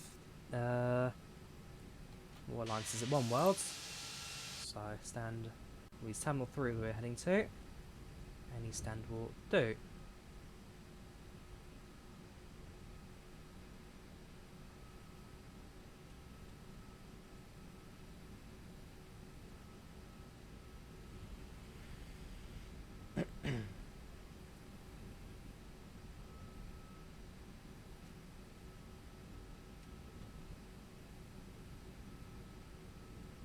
So if we go to the area that I started my flight from when I went to Finland last year, it'll be these stands just to the right of us on the open side. We could see the aircraft departing from that runway when I was boarding. So it'll be one of these gates here. They do fit A380s, but in my case it's like an A320 there. So I'm sure they'd be willing to stick a 319 for this purpose.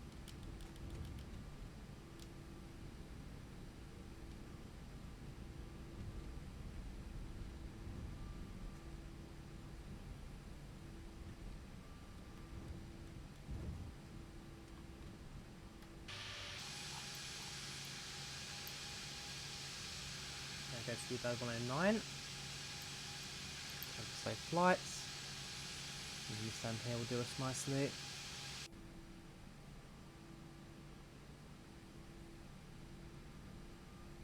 So long we're a part of One World, any of these stands up. Perfect for us. 317. Is that the gate we departed on myself? Or was it 318 I left? I have to double check and see my flight histories. And halt. Park brake set. APU should be active, so APU bleed comes on and engines cut. Have a safe flight for 108.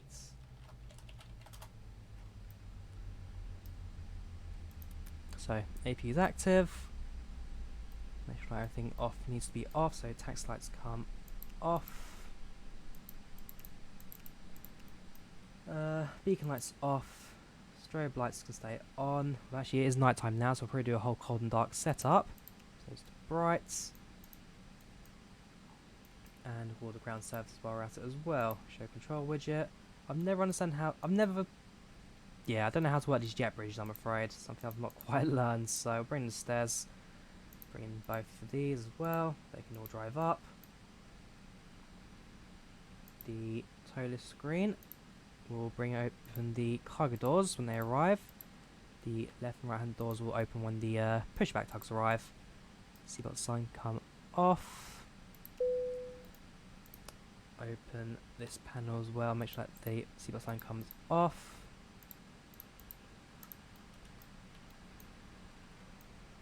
Alright, APU is active, external power can come on as well. On. APU bleed off, APU off. Cheers, winky face. 109 set. Oh, it's 109, not 108. Ah, 109. Right, okay, so that can come off now as well.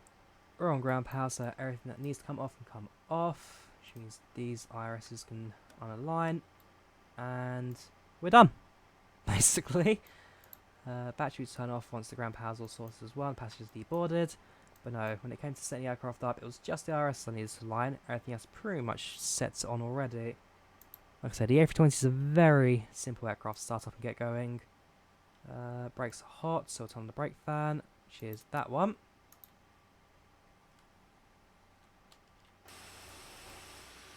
And with both of these in place, that aircraft over there is just loaded up. You're a big cargo, aren't you? Made in American Airlines, apparently. Yeah, both sets of stairs now in place. Let's open the exits. Get passengers now at the board. So it's ToLiss, screen, open, open.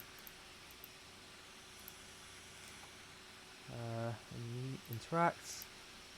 Flight boarding. We'll see what we can do. No promises. Aircraft deboarding. We should arrive for another 10 minutes or so, which is pretty good for the timing. And yeah, it's all pretty much good. So if I now switch over to PAX display, please don't fail me now. We'll end the flight. When should end flight? Yes. Cool. So A1337, A319, Helsinki to Heathrow. Planned arrival 11:25. We arrived at 11:12. Slightly heavy landing 370. That's fine. Overall opinion satisfied. 122 passengers on board. Very slightly ahead of schedule. Telling my friends about the airline. Glad a bit early. Nothing better than a few midnight drinks. Nice and short. Nice and simple.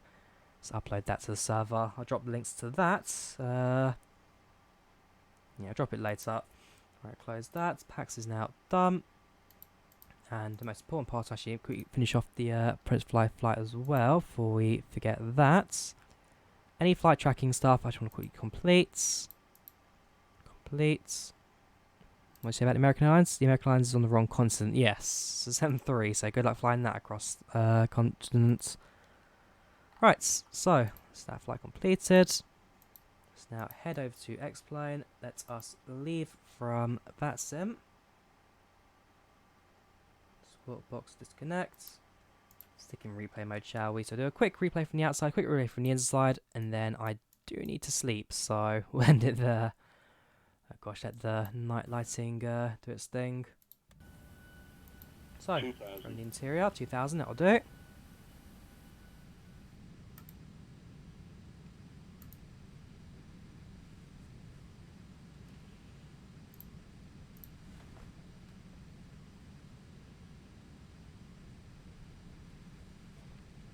Approach looking nice and stable. Yeah, I'm not expecting anything wrong with these landings so far. A little bit heavy at the end there, but absolutely fine landing.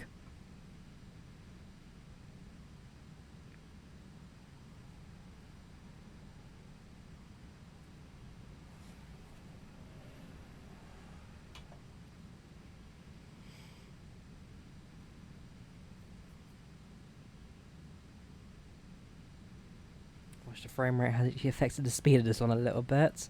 See if left hand side's view is a little nicer. The answer's not really. Some of you is fine, some of you is pretty much perfect. Oh, got closed doors. Whoops. I'll do that in fact, we'll quickly close on the panel here. I think that'll work.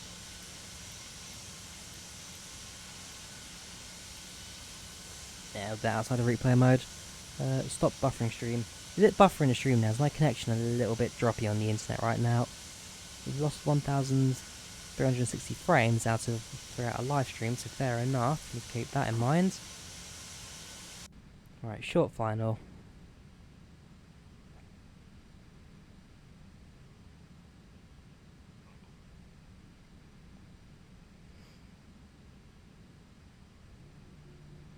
Yeah, it's a bit of a late flaps there, but nothing really concerning. Got the M4 motorway and slightly orange lights there.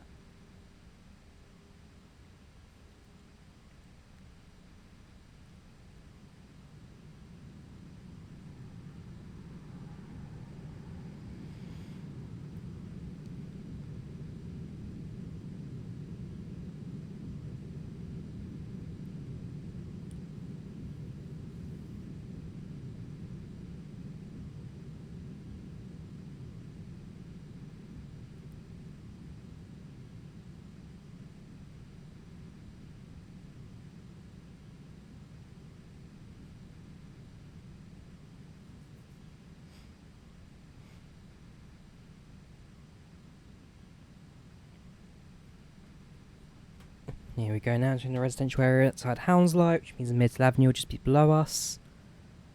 We're on manual control now. There's a slight left turn there as the winds are slightly pushing the aircraft to the right. In fact, what are the winds like I say on this approach? Does it tell me now? No, it doesn't. I'll rewatch stream in a moment. I'll see what the winds were like for that one. But yeah, we're on manual at this point. Over the car park, over the threshold.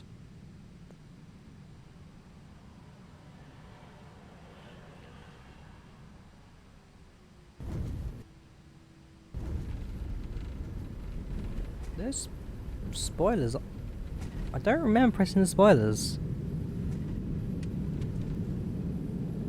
I genuinely don't remember pressing the spoilers in the air. I wouldn't do that. That's suicide. Okay. Well, it could have been a soft landing then. Because I never put them back up as well, so I presume that's part of the auto spoiler. Hang on, when do these spoilers disarm?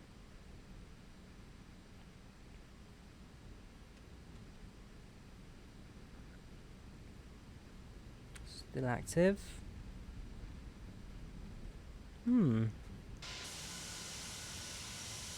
Honestly, I don't remember doing that. I leave the runway.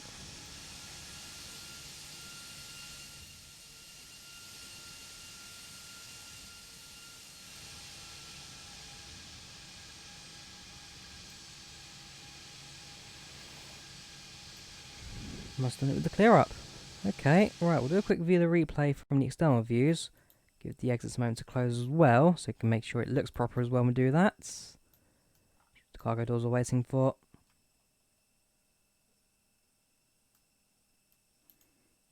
There we go. Right, stick it short final, and have a look at the landing from this view. With the external view, because it's so frame rate light, should mean that the speed should be pretty easy for us to manage. So let's press it on play and give it a view from that, it will load up quickly.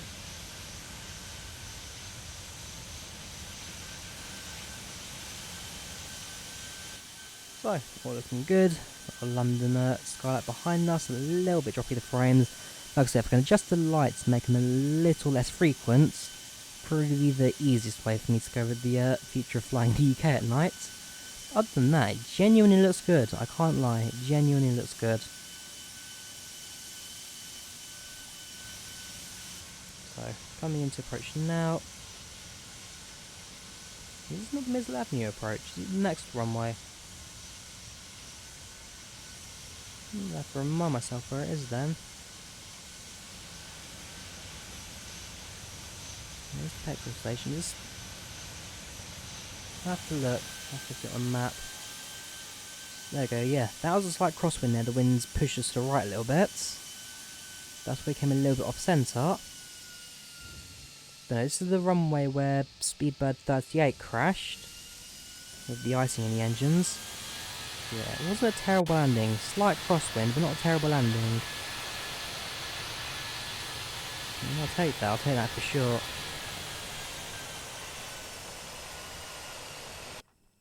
Right, well.